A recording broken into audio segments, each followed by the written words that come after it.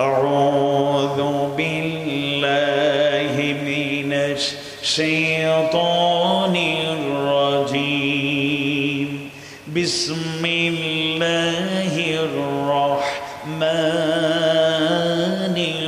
রহিম ইয়া আইয়ুহান নাসু ক্বাদ জাআতকুম মাউইযাতুম মির রাব্বিকুম موعظة من ربكم وشفاء لما في الصدور وهدى ورحمة للمؤمنين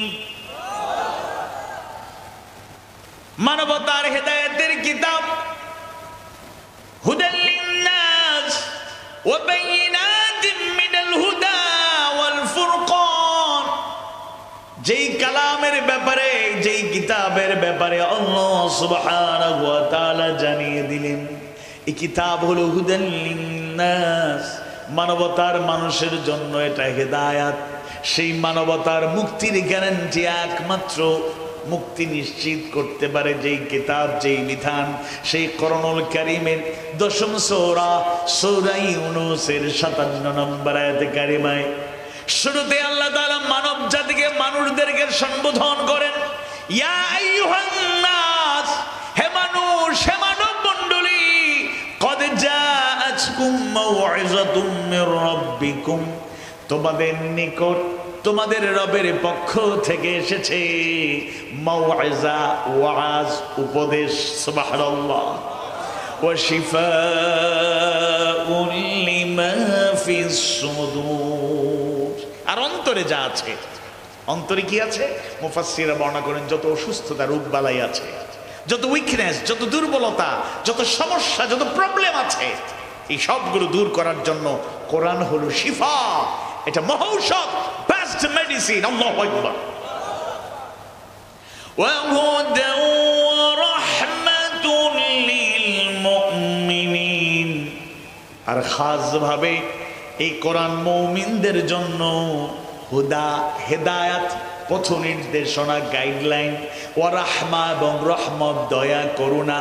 কোন কোন মুফাসসিররা বলেছেন রহমত মানে হলো নিয়ামত, এই নিয়ামত যিনি দিয়েছেন তিনি কে? তাহলে মাউইযাতুম মির রাব্বিকুম, এই কোরআন হলো রবের পক্ষ থেকে মাউইজা, ওয়াজ। এবং এই ওয়াজ যেন কোনো ব্যক্তির ওয়াজ না, সরাসরি আল্লাহর ওয়াজ, আল্লাহর উপদেশ।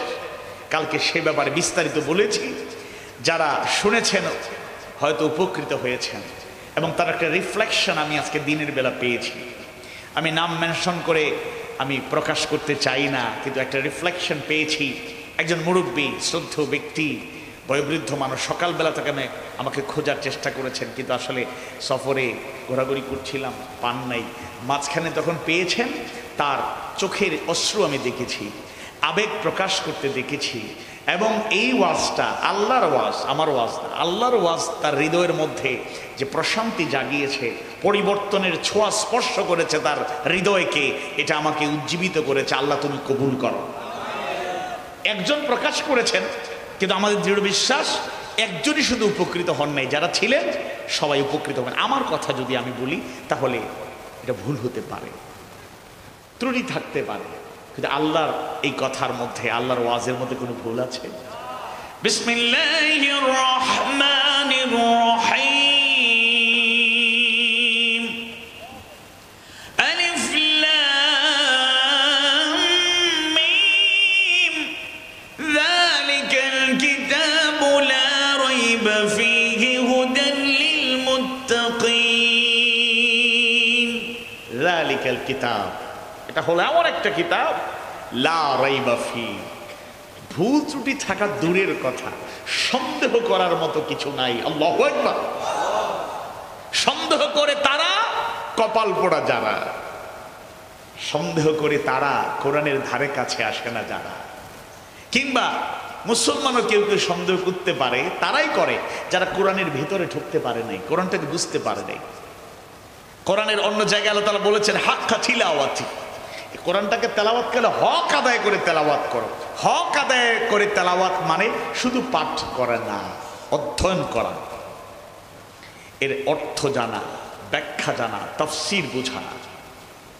এবং হাক্কা তিলাওয়াতের অর্থ হলো বাস্তব জীবনে আমল করা। এর অর্থ হলো এটার প্রচার প্রসার করা, এই কোরআনের বিধানটাকে যেটা জানলেন আমল করলেন এটা প্রতিষ্ঠার জন্য চেষ্টা করা, এটা হাক্কা তিলাওয়াত। সুবহানাল্লাহ। কোরআন আপনি পড়লেন না, আপনি ধারে কাছে আসলেন না, আপনি কেমনে বুঝবেন যে কোরআনে সন্দেহ নেই? যাই হোক, আমরা আসুন আজকে প্রধানত যে বিষয়টি আলোচনা করব সেটা হচ্ছে অন্তরে কি কি ব্যাধি, কি কি রোগ আছে। পয়েন্টগুলো শুনেছেন, আজকে পয়েন্টের সাথে সাথে একটু ব্যাখ্যা জানবেন। এবং প্রথম যেই পয়েন্টটা, এটাতে ব্যাখ্যা একটু বেশি করতে হবে, কারণ এই জায়গাটা ক্লিয়ার হয়ে গেলে, এই বিষয়টা একেবারে পরিষ্কার হয়ে গেলে বাকি দুর্বলতা অটোমেটিক্যালি সহজেই দূর হয়ে যাবে ইনশাআল্লাহ। কোরআনুল কারীমের দ্বিতীয় এবং অন্যতম অতুলনীয় একটা বৈশিষ্ট্য হলো ওয়াশিফাউন লিমা ফিস সুদূর।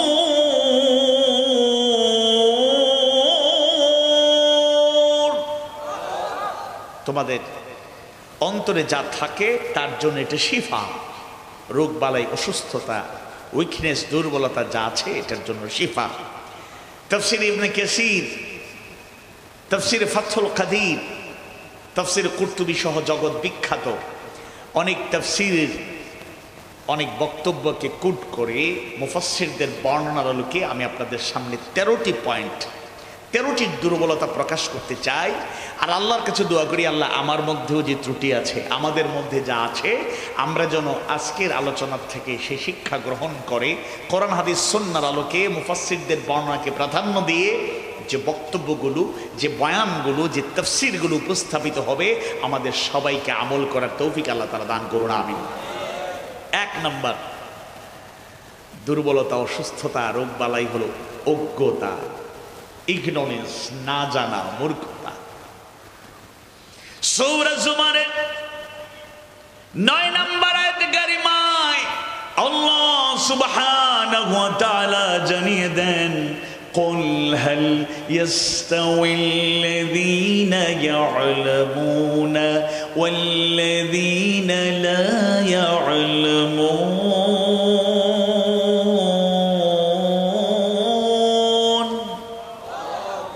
বলুন যারা জানে আর যারা জানে না তারা কি সমান হতে পারে?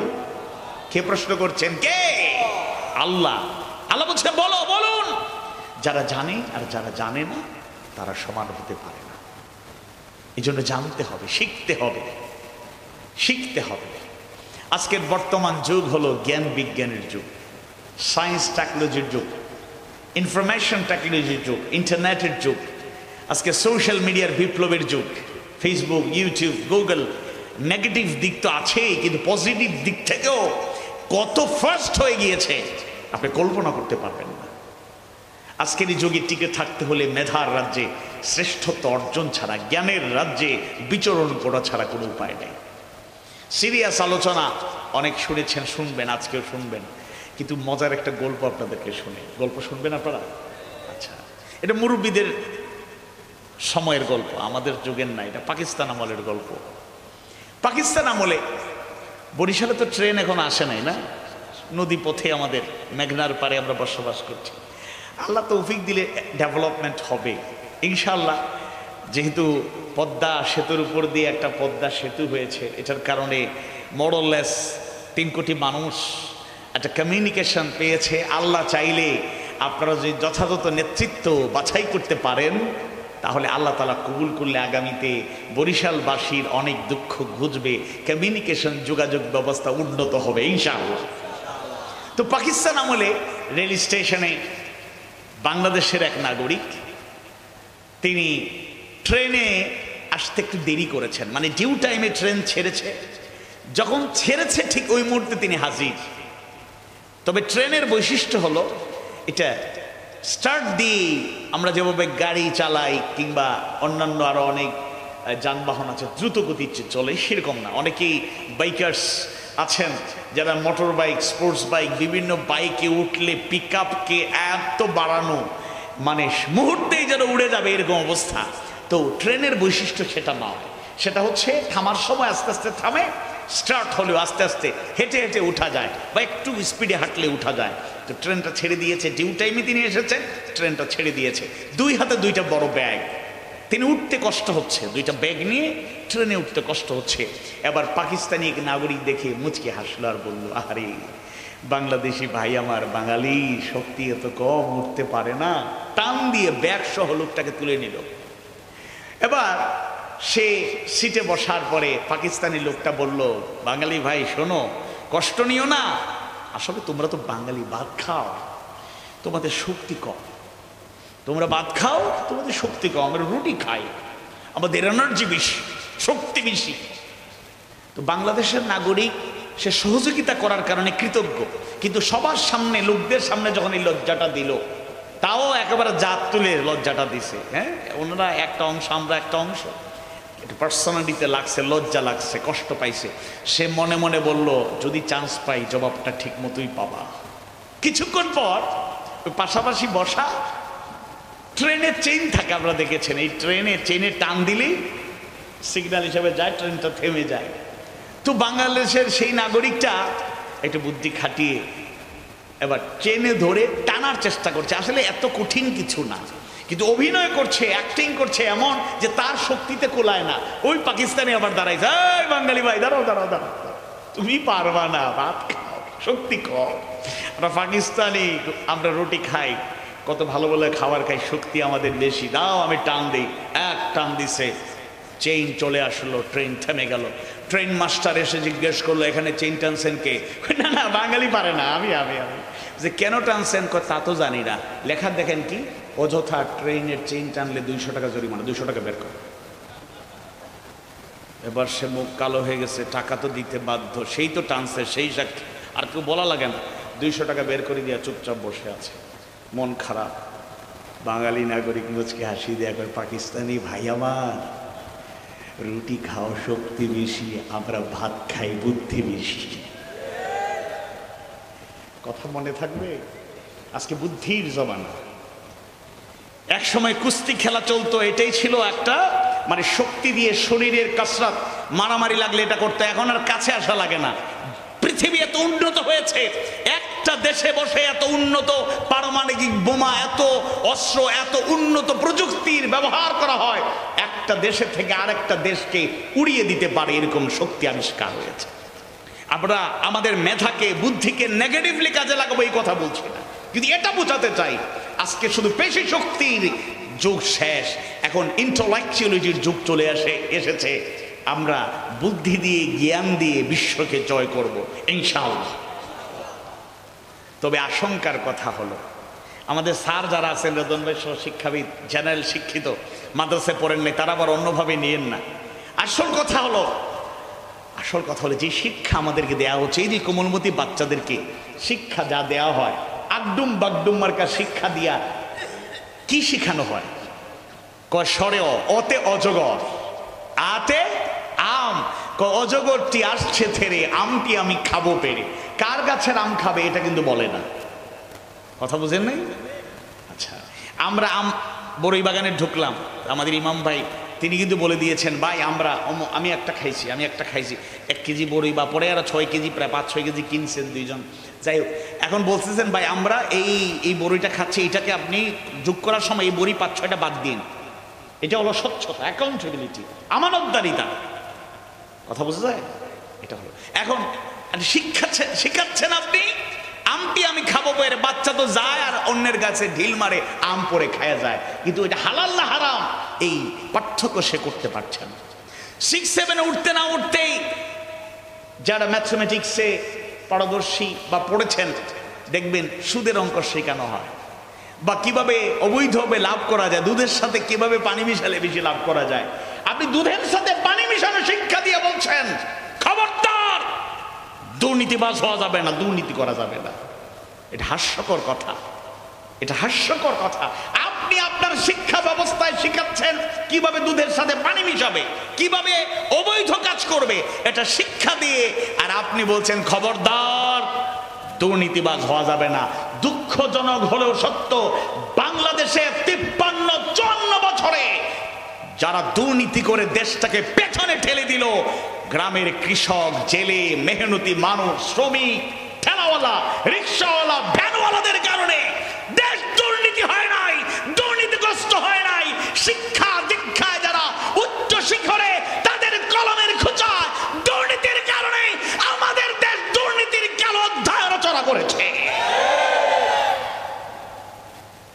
শিক্ষা এর পরিচয় জানতে গিয়ে আমরা কি জানলাম? জগৎ বিখ্যাত দার্শনিক কবি মিল্টন শিক্ষার পরিচয় দিতে গিয়ে বলেছিলেন, education is the harmonious development of body, mind and soul. শিক্ষা মানে হচ্ছে দেহ, মন, আত্মার সমন্বিত উন্নতি। কিন্তু যেই শিক্ষা আমাদেরকে দেয়া হচ্ছে, ব্রিটিশের প্রণীত শিক্ষার ধারাবাহিকতাই চলছে। যারা ষড়যন্ত্র করে ইসলামকে, দিনকে, ধর্মকে আলাদা করতে চেয়েছে, সেই শিক্ষা দিয়ে আমাদের জাতিকে আমরা ধ্বংস করছি। আমি আবারও বলি, চেক অ্যান্ড ব্যালেন্স। এর মানে দুনিয়ার জ্ঞান দরকার নাই, নো নেভার, নো নেভার। গণিতের ব্যাপারে নেগেটিভ বললাম, গণিতের ব্যাপারে একটা পজিটিভ বলি। বিসমিল্লাহির রহমানির রহিম। কুল হুয়াল্লাহু আহাদ, আল্লাহুস সামাদ, লাম ইয়ালিদ ওয়া লাম ইউলাদ ওয়া লাম ইয়াকুল লাহু কুফুয়ান আহাদ। কুল, বলো, বলুন, আল্লাহু আহাদ, আল্লাহ এক, একক। আল্লাহ কয়জন? কেউ যদি কয় দুইজন, তাহলে এই যে এক, one, Allah is one only, এই যে একটা আপনি পাইলেন কোথায়? এটা তো গণিত থেকে এসেছে। সংখ্যার জ্ঞানটা তো গণিত থেকে আমরা শিখি।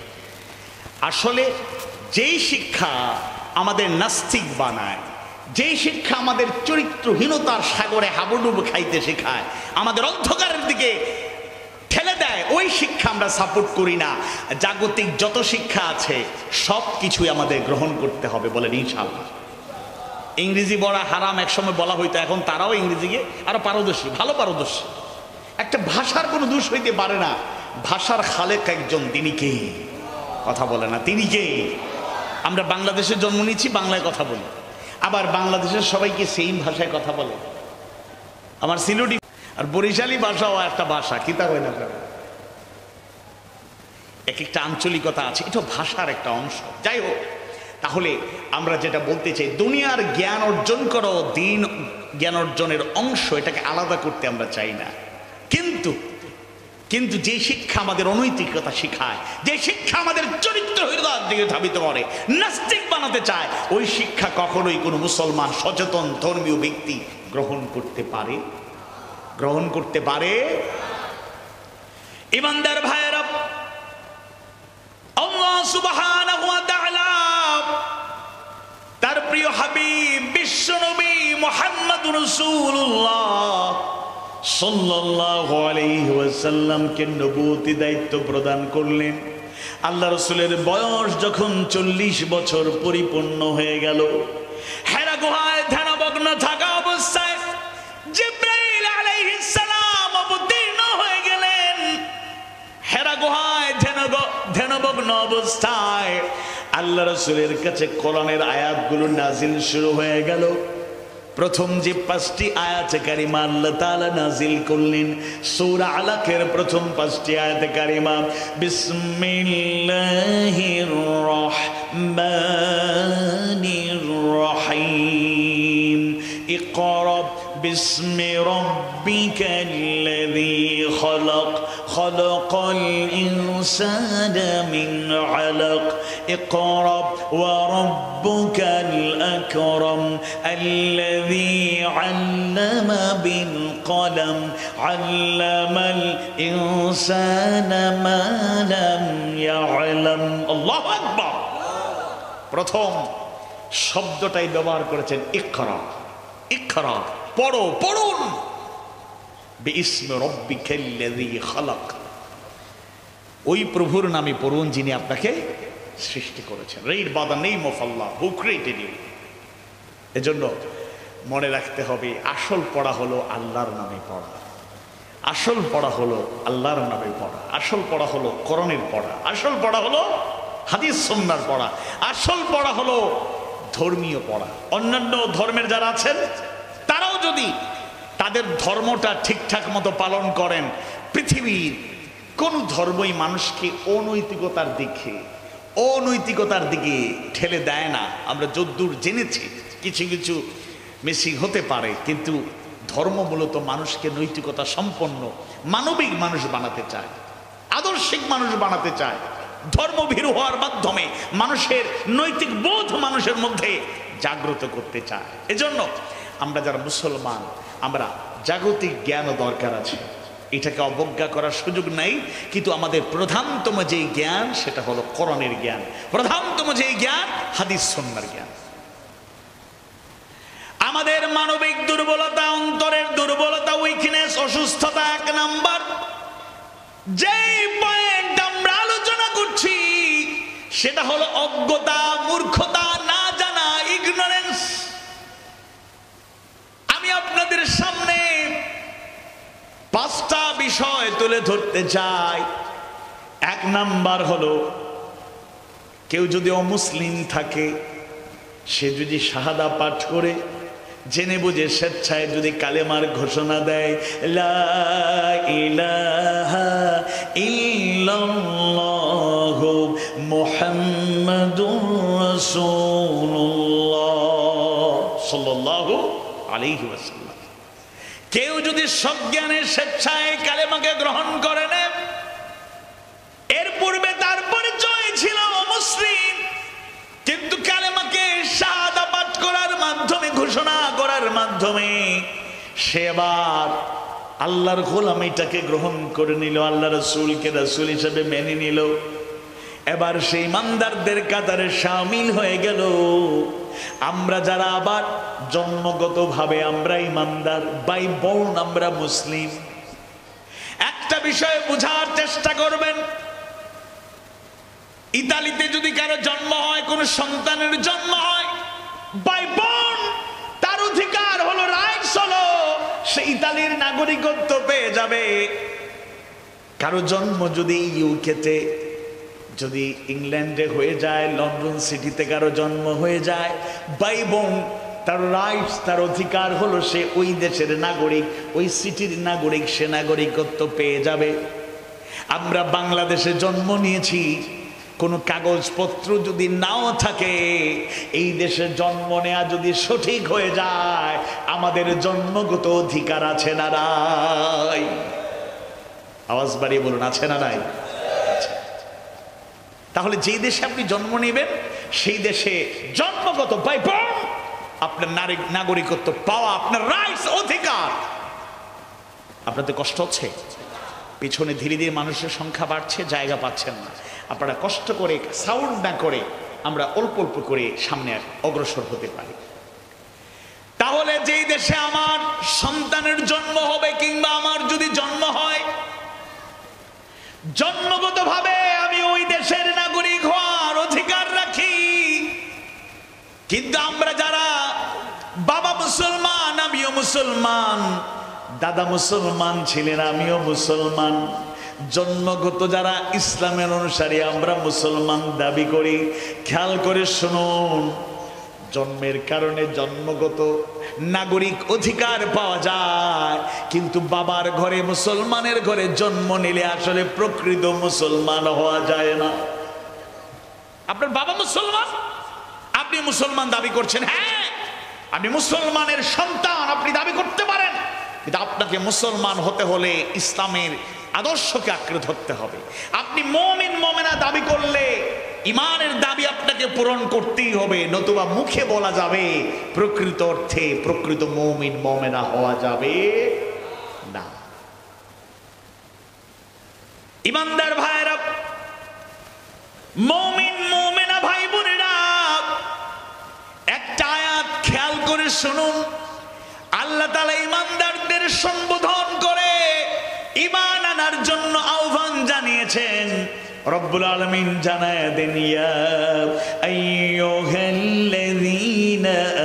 আমানু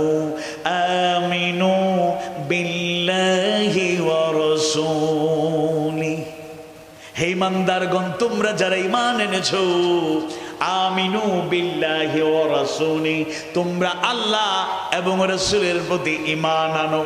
ঈমানদারদের বলছেন ঈমান আনো, কথার গভীরতা আছে, অনেক গুরুত্বপূর্ণ। ঈমানদারদের আল্লাহ তাআলা বলছেন আল্লাহ এবং রাসূলের প্রতি ঈমান আনো। মুফাসসিরদের বর্ণনায় পাওয়া যায় আল্লাহ সুবহানাহু ওয়া তাআলা প্রথমত ইয়া আইয়ুহাল্লাযীনা আমানু, হে ঈমানদারগণ তোমরা যারা ঈমান এনেছো, এই সম্বোধনের মাধ্যমে ওই ঈমানদারদেরকে আহ্বান করেছেন যারা শুধু ঘোষণা দিয়েছে, এখনো কাজে কর্মে আমলে এখনো প্রকৃত মুমিন হতে পারে নাই। অর্থাৎ শুধু ঘোষণা দিয়েছে আমি ঈমান এনেছি, ঘোষণা দিয়েছে লা ইলাহা ইল্লাল্লাহ, আল্লাহ ছাড়া প্রকৃত কোনো মাবুদ নাই, মুহাম্মাদুর রাসূলুল্লাহ, মুহাম্মদ সাল্লাল্লাহু আলাইহি ওয়াসাল্লাম আল্লাহর রাসূল।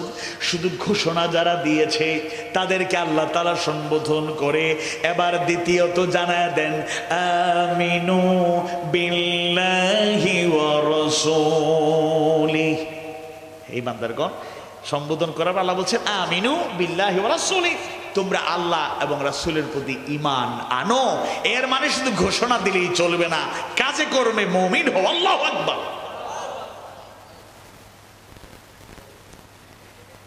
কালেমা এবং শাহাদাত যা পাঠ করার মাধ্যমে আমরা ঈমানদারদের কাতারে শামিল হতে চাই, শামিল হয়ে যায়, শামিল আছি। কালেমাটাকে, এই ঘোষণাটাকে, শাহাদা পাঠটাকে তিন ভাবে গ্রহণ করলে আমরা আসলে মুমিন মুমিনার কাতারে, মুসলমানের কাতারে শামিল হয়ে যাব। এক নাম্বার হলো আত-তাসদীকু বিল জিনান, অন্তর দিয়ে সুদৃঢ় ঈমান রাখতে হবে। দুই নম্বরে ওয়াল ইকরারু বিল লিসান, মৌখিক স্বীকৃতি ঘোষণা যেটা আমরা দিয়েছি, দাওয়াত দিলে আরো পরিপূর্ণতা পাবে। আর তিন নম্বরে হলো ওয়াল আমালু বিল আরকান, কাজের মাধ্যমে বাস্তবায়ন করতে হবে। সুবহানাল্লাহ, আমি ঈমানদার, ঘোষণা দিয়েছি, এটাও ঈমানের একটা অংশ। আবার অন্তরে দৃঢ় ঈমান রাখতে হবে, এটা ঈমানদারের পরিচয়। আর আমলে পরিণত করা লাগবে, সেটাও ঈমানদারের পরিচয়। এখন ঈমানের এই সঠিক জ্ঞান না থাকার কারণে আমরা কিন্তু ঠকছি, ব্যর্থতায় পর্যবসিত হবে আমাদের চেষ্টা প্রচেষ্টা। ঈমানের জায়গায় যদি কোনো গরমিল থাকে তাহলে আমরা যতই জান্নাতের স্বপ্ন দেখি, জান্নাতে যাওয়া এত সহজ হবে না। আমরা যারা ঈমানদার তাদের জন্য আল্লাহ তাআলা অনেক উপমা দিয়েছেন।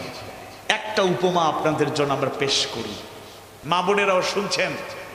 এবার মহিলা, আল্লাহর এক মহিষী বান্দির কথা আল্লাহ তাআলা কোরআনে উল্লেখ করেছেন, মনোযোগ দিয়ে শুনবেন।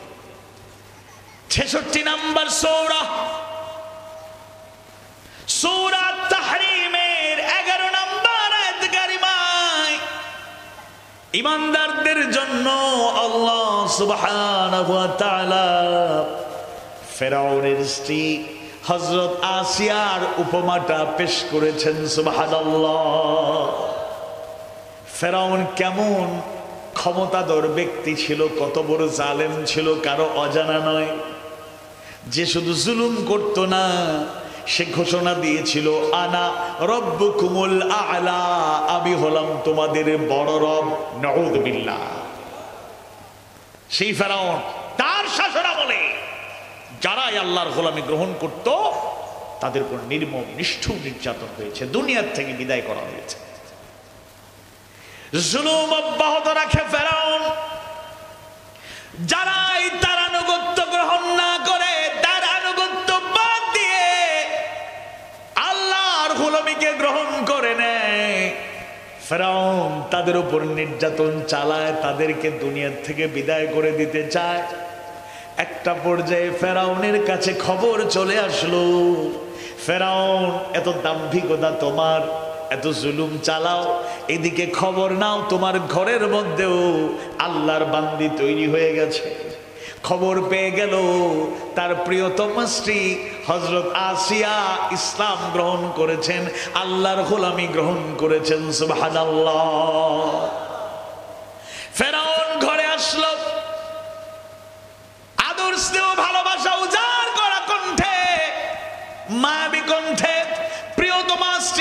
বোঝানোর চেষ্টা করলো আল্লাহর গোলামি নাকি গ্রহণ করে নিয়েছো, বাদ দাও, আমার আনুগত্য করো, আমার দাসত্ব করো, আমার সিজদা করো, আমাকে রব মেনে নাও, আমার কমান্ড মেনে চলো। আল্লাহর বান্দী, আল্লাহর গোলামি তুমি ছেড়ে দাও। তিনি উল্টো ফেরাউনকে দাওয়াত দিলেন, সে তো গ্রহণ করার মতো মানসিকতা নাই। সে অনেকবার বোঝানোর পরে হযরত আসিয়াকে ইমানের পথ থেকে সরাতে পারল না। এবার ফেরাউন হুঙ্কার দিল, প্রিয়তমা স্ত্রীকে জানিয়ে দিল, আসিয়া এখনো সময় আছে, আল্লাহকে ভুলে যাও, আল্লাহর গোলামি ছেড়ে দাও, আল্লাহকে সিজদা করা বাদ দিয়ে দাও, আমার আনুগত্য করো, আমার পায়ের সামনে নত হয়ে যাও, আমাকে সিজদা করো, আমাকে তুমি আনুগত্য করো, আমার কথা মেনে নাও, আল্লাহকে ভুলে যাও। হযরত আসিয়ার এক কথা, জীবন চলে যাবে, এক মুহূর্তের জন্য ঈমান হারা হওয়া যাবে না। সুবহানাল্লাহ। আসিয়া তাকে ভয় দেখানোর জন্য ফেরাউন নির্যাতনের নমুনা পেশ করলো, তার চোখের সামনে অনেককে শহীদ করলো, ভয় দেখানোর চেষ্টা করলো, এমনকি দুধের একটা শিশুকে বড় হাড়ির মধ্যে, পাতিলের মধ্যে উত্তপ্ত তেল, সেই তেলের মধ্যে দুধের সন্তান, শিশু একটা সন্তানকে এখানে ছুঁড়ে ফেললো। মুহূর্তেই সেই সন্তানটা জ্বলে পড়ে ফ্রাই হয়ে দুনিয়া থেকে বিদায় হয়ে গেল, শহীদ হয়ে গেল। আসিয়াকে ভয় দেখালো ফেরাউন, দেখো কি অবস্থা হবে। ফেরাউন আসিয়ার ঈমানকে কিনে নিতে পারে না, আল্লাহর গোলামি থেকে সরাতে পারে না। এবার আসিয়ার উপরও নির্যাতন শুরু হয়ে গেল, হাত পা বেঁধে আসিয়ার উপর নির্যাতন চালানো হয়। ফেরাউনের নির্দেশে হযরত আসিয়ার হাতের তালুতে, পায়ের তালুতে লোহার পেরেক গেড়ে দেয়া হয়। লোহার পেরেক ঠুকে দেওয়ার কারণে হাতের তালুতে, পায়ের তালুতে ফিনকি দিয়ে রক্ত বের হয়। আসিয়ার কষ্ট হয়, হযরত আসিয়ার কষ্ট হয়। হুঙ্কার দিয়ে ফেরাউন বলে, আসিয়া এখনো সময় আছে, ফিরে আসো, তোমাকে মুক্ত করে দেব, তোমাকে আর আঘাত করব না। হযরত আসিয়া আল্লাহর প্রতি দৃঢ় ঈমানের ঘোষণা দেন, ফেরাউনের আনুগত্য গ্রহণ করতে চান না। এবার ফেরাউন হুঙ্কার দিয়ে, আসিয়া শোনো, শুধু নির্যাতন করে তোমাকে বিদায় করব না, জনসাধারণকে জমা করব, সবাইকে ডেকে এক জায়গায় নিয়ে আসব, আর সবার সামনে তোমাকে উলঙ্গ করে নির্যাতন চালিয়ে দুনিয়া থেকে বিদায় করা হবে। হযরত আসিয়া অনেক সবর করেছেন, কষ্ট সবরের সাথে গ্রহণ করেছেন, এবার আর সহ্য করতে পারেন নাই। আল্লাহর কাছে একটা দোয়া করলেন, ফরিয়াদ করলেন। তার দোয়াটা আল্লাহর কাছে এত প্রিয় হয়ে গেল, উম্মতে মুহাম্মাদীকে সেই উপমা দিয়ে সেই দোয়াটা সূরা তাহরিম 66 নম্বর সূরার 11 নম্বর আয়াতে কারিমায় আল্লাহ তাআলা শিখায়া দিলেন, যেন কিয়ামত পর্যন্ত আল্লাহ রাসূলের প্রিয় উম্মতেরা তার থেকে শিক্ষা নিতে পারে। আল্লাহু আকবার। যখন নির্যাতন চালানো হয়, কষ্ট হয় হযরত আসিয়ার, অন্যদিকে লজ্জার সেই হাতছানি, তিনি বিব্রত বোধ করেন, আবার কষ্ট করেন। এবার তিনি তার রবের কাছে, আল্লাহর কাছে ফরিয়াদ করলেন, রব্বি ইবনিলি ইনদাকা বাইতান ফিল জান্নাহ ওয়া নাজ্জিনি মিন ফিরআউনা ওয়া আমালিহি ওয়া নাজ্জিনি মিনাল কওমিজ যালিমিন। সবাই পড়ি আমিন। আল্লাহর বান্দি মহিষী নারী হযরত আসিয়া, এত কষ্ট হয়, এরপর একটা বারের জন্য ফেরাউনের ভয়ে, তার নির্যাতনে আল্লাহকে ভুলে যান নাই, আল্লাহর আনুগত্য ছেড়ে দেন নাই, আল্লাহর বন্দেগী, তার দাসত্ব বন্ধ করার ঘোষণা দেন নাই, উল্টো দোয়া করলেন, রব্বি ইবনিলি ইনদাকা বাইতান ফিল জান্নাহ। তিনি দোয়া করলেন, হে আমার রব, হে আমার প্রতিপালক, আপনার নিকটে জান্নাতে আমার জন্য একটা ঘর বানাইয়া দাও। সুবহানাল্লাহ। রব্বি ইবনিলি ইনদাকা, ইনদাকা আপনার নিকটে। আল্লাহর সাথে প্রেম থাকলে, ভালোবাসা থাকলে, আল্লাহর প্রতি ঈমান মজবুত থাকলে ঈমানদারদের জীবন কেমন হয় আল্লাহ তাআলা উদাহরণটা সূরা তাহরীমের 11 নম্বর আয়াতে শিখায়া দিলেন। রব্বি ইবনিলি, হে আমার প্রতিপালক, ইনদাকা আপনার নিকটে, বাইতান একটা ঘর, ফিল জান্নাত জান্নাতের মধ্যে। সুবহানাল্লাহ। বাক্য শব্দগুলো আল্লাহর কাছে যেভাবে পছন্দনীয় হয়েছে সেভাবেই তুলে দিয়েছে। তিনি 1 নম্বরে বলেছেন ইনদাকা আপনার নিকটে। আল্লাহ আপনার জন্য আমি কষ্ট করছি, আপনার জন্য এই নির্যাতন আমি সহ্য করছি, আপনার নিকটে বাইতান একটা ঘর আমারে বানায় দেন, ফিল জান্নাত জান্নাতের মধ্যে। সুবহানাল্লাহ। দোয়া করলেন ওয়ানাজ্জিনি মিন ফিরআউনা ওয়া আমালিহি ওয়ানাজ্জিনি মিনাল কওমিজ যালিমিন। এরপরে তিনি দোয়া করলেন আমাকে ফেরাউন এবং তার কর্ম থেকে আপনি নাজাত দিন, মুক্তি দিন, এবং জালেম সম্প্রদায় হতে আমাকে মুক্তি দিন, নাজাত দিন। ইমানদার ভাইরা, দোয়াটা আল্লাহর কাছে কবুল হয়ে গেল। আল্লাহ তাআলা ফেরেশতাদের ডাকলেন আর বললেন, ও আমার ফেরেশতারা, যাও তাড়াতাড়ি যাও, আমার আসিয়ার বড় কষ্ট হয়। আল্লাহর জন্য, জান্নাতের জন্য যে আসিয়া ফেরাউনের মতো ক্ষমতাধর জালেমের সামনে মাথা নত করে নাই, ঈমান বিক্রি করে দেয় নাই, মনোবল হারা হয়ে যান নাই, হতাশ হয়ে যায় নাই, রবের কাছে দোয়া করেছে। আল্লাহ তাআলা ফেরেশতাদেরকে হুকুম দিলেন, যাও আসিয়ার চোখের সামনে জান্নাত তুলে ধরো, জান্নাতের নাজদে আমত তুলে ধরো, যেন শেষ সময়ে আমার আসিয়ার কোনো কষ্ট না হয়, জান্নাত দেখে দেখে যেন আমার কাছে আসতে পারে। সুবহানাল্লাহ। ফেরেশতারা চলে গেলেন আসিয়ার চোখের সামনে, জান্নাতের নাজদে আমত, জান্নাতের সৌন্দর্য, অতুলনীয় দৃশ্যগুলো, জান্নাতের দৃশ্যগুলো হযরত আসিয়ার চোখের সামনে তুলে ধরা হলো। ফেরাউন আর তার দলবল তার উপর নির্যাতন চালায়, তিনি যেন আর কষ্ট পান না, মুচকি মুচকি হাসেন, কারণ তার চোখের সামনে জান্নাত তুলে ধরার ব্যবস্থা যিনি করেছেন তিনি কে? একদিকে নির্যাতন চালানো হয়, কষ্ট দেয়া হয়, আঘাতের পর আঘাত করা হয়, অন্যদিকে জান্নাতের দিকে তাকিয়ে মুচকি হেসে হেসে হযরত আসিয়া শাহাদাতের পেয়ালা পান করলেন। ফেরাউনের সামনে মাথা নত করেন নাই, ঈমান বিক্রি করেন নাই। আল্লাহু আকবার। অথচ আমাদের এই দেশে সমাজে আল উলামা ওয়ারাসাতুল আম্বিয়া, আলেমগণ নবী রাসূলের ওয়ারিস, উত্তরাধিকারী, এটা সম্মানজনক একটা বিষয়। কিন্তু এমন লোকও আছেন যারা ভয়ে কিংবা লোভে ক্ষমতাসীনদের সাথে আতাত করতে গিয়ে সস্তা ঈমান বিক্রি করেছেন। আরো আসতে বলুন। আমি কাউকে নজির দিতে চাই না, এটা আপনাদের জানা অনেকগুলো, একটা দুইটা উদাহরণ না, অনেক উদাহরণ।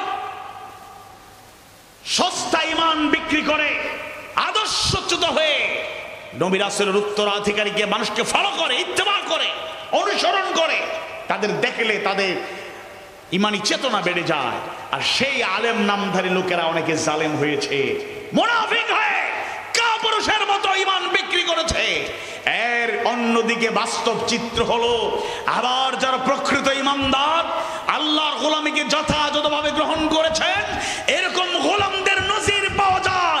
হাসিমুখে জীবন দিয়েছেন, ফাঁসির মঞ্চে জীবন দিয়ে শাহাদাতের তামান্না নিয়ে শাহাদাতের পেয়ালা পান করেছেন।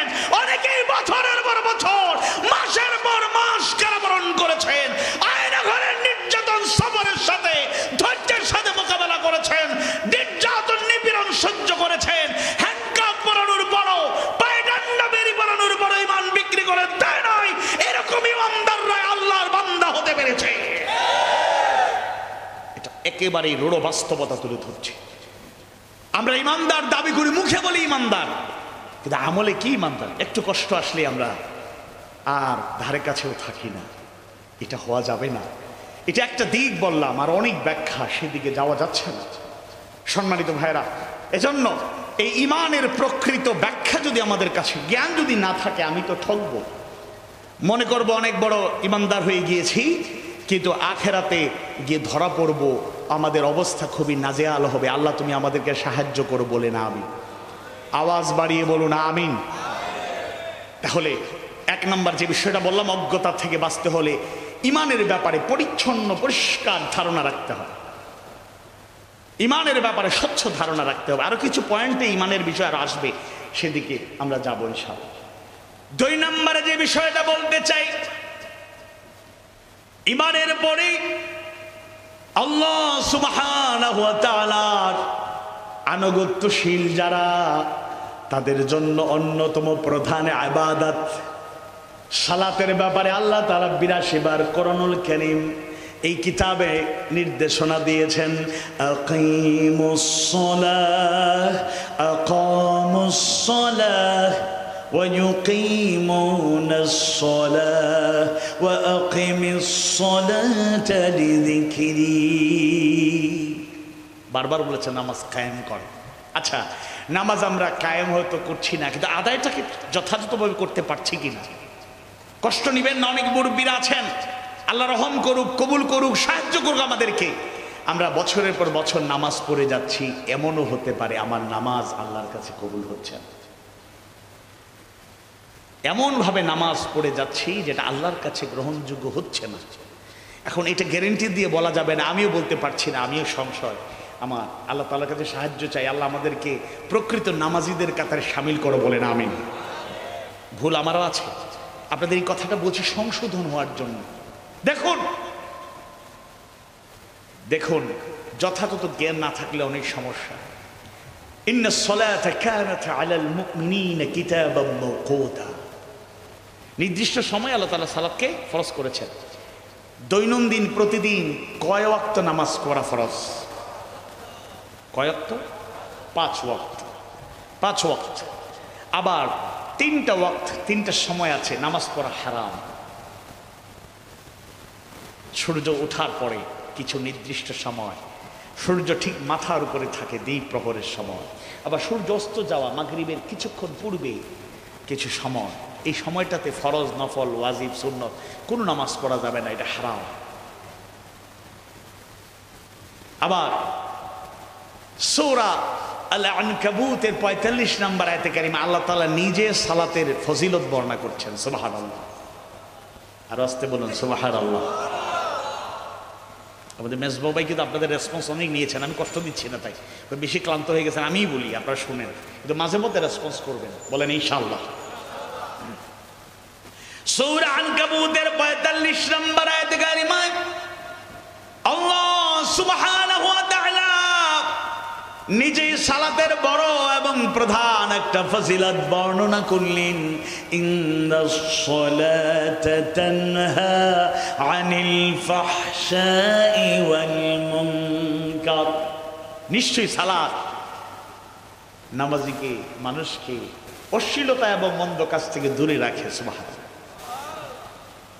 কিন্তু এমন নামাজিও তো আছে, নামাজও পড়ে আবার অশ্লীলতা থেকে মুক্ত থাকতে পারে না। মা বোনদের প্যান্ডেলেও আছেন, বাড়ি ঘরেও আছেন, আপনাদের মধ্যে আমাদের মধ্যেও আছেন যারা নামাজও পড়ে আবার ঘুমানোর আগে মিউজিক সহ সেই সব গানের উন্মাদনা থেকে বাঁচতে পারে না। গান না শুনলে তার ঘুম আসে না। এমন অনেক ইয়ং যুবক যুবতী, তরুণ তরুণী, ছাত্র ছাত্রী আছে যারা হয়তো একদিন যদি একটা নাটক বা সিনেমা না দেখে তাইলে তার অশান্তি কাজ করে। তাহলে আমার কথা হলো নামাজ পড়ছে অথচ অশ্লীলতা থেকে সে বাঁচতে পারছে না, আমরা বাঁচতে পারছি না। নামাজিদের মধ্যে এমন নামাজি হতে এই এলাকায় নাই, ফজরের নামাজ পড়ে সূর্য ওঠার আগেই ক্ষেত খামারে চলে যায়। আপনাদের দৃশ্য, আপনাদের এই অঞ্চলে তো আমার আশা হয় কম, এই জন্য আপনাদের কথা বলছি না, বাংলাদেশের অন্যান্য জায়গায় এটা আছে। ফজরের নামাজ পড়ে সূর্য ওঠার আগে ক্ষেত খামারে চলে যায়, ডানে বামে তাকায়, সামনে পিছনে তাকায়, চান্স পাইলে আইল ঠেলাঠেলি করে অথবা কুদাল দিয়ে আইল কাইটা নিজের জায়গা বাড়াতে চায়। এরকম লোক অন্তত এই এলাকায় নেই।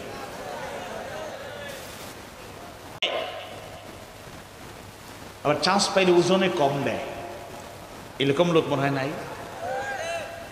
নামাজ আদায় করে অথচ জেনে শুনে মানুষকে ধোঁকাবাজি করে, ব্যবসা বাণিজ্য করতে গিয়ে ঠকবাজি করে। বিভিন্ন ধরনের প্রতারণা আছে, যারা এই কাজগুলো করে তারা ভালো করে জানে। তাহলে নামাজ পড়ছি, আমি মন্দ কাজ থেকে বাঁচতে পারছি না।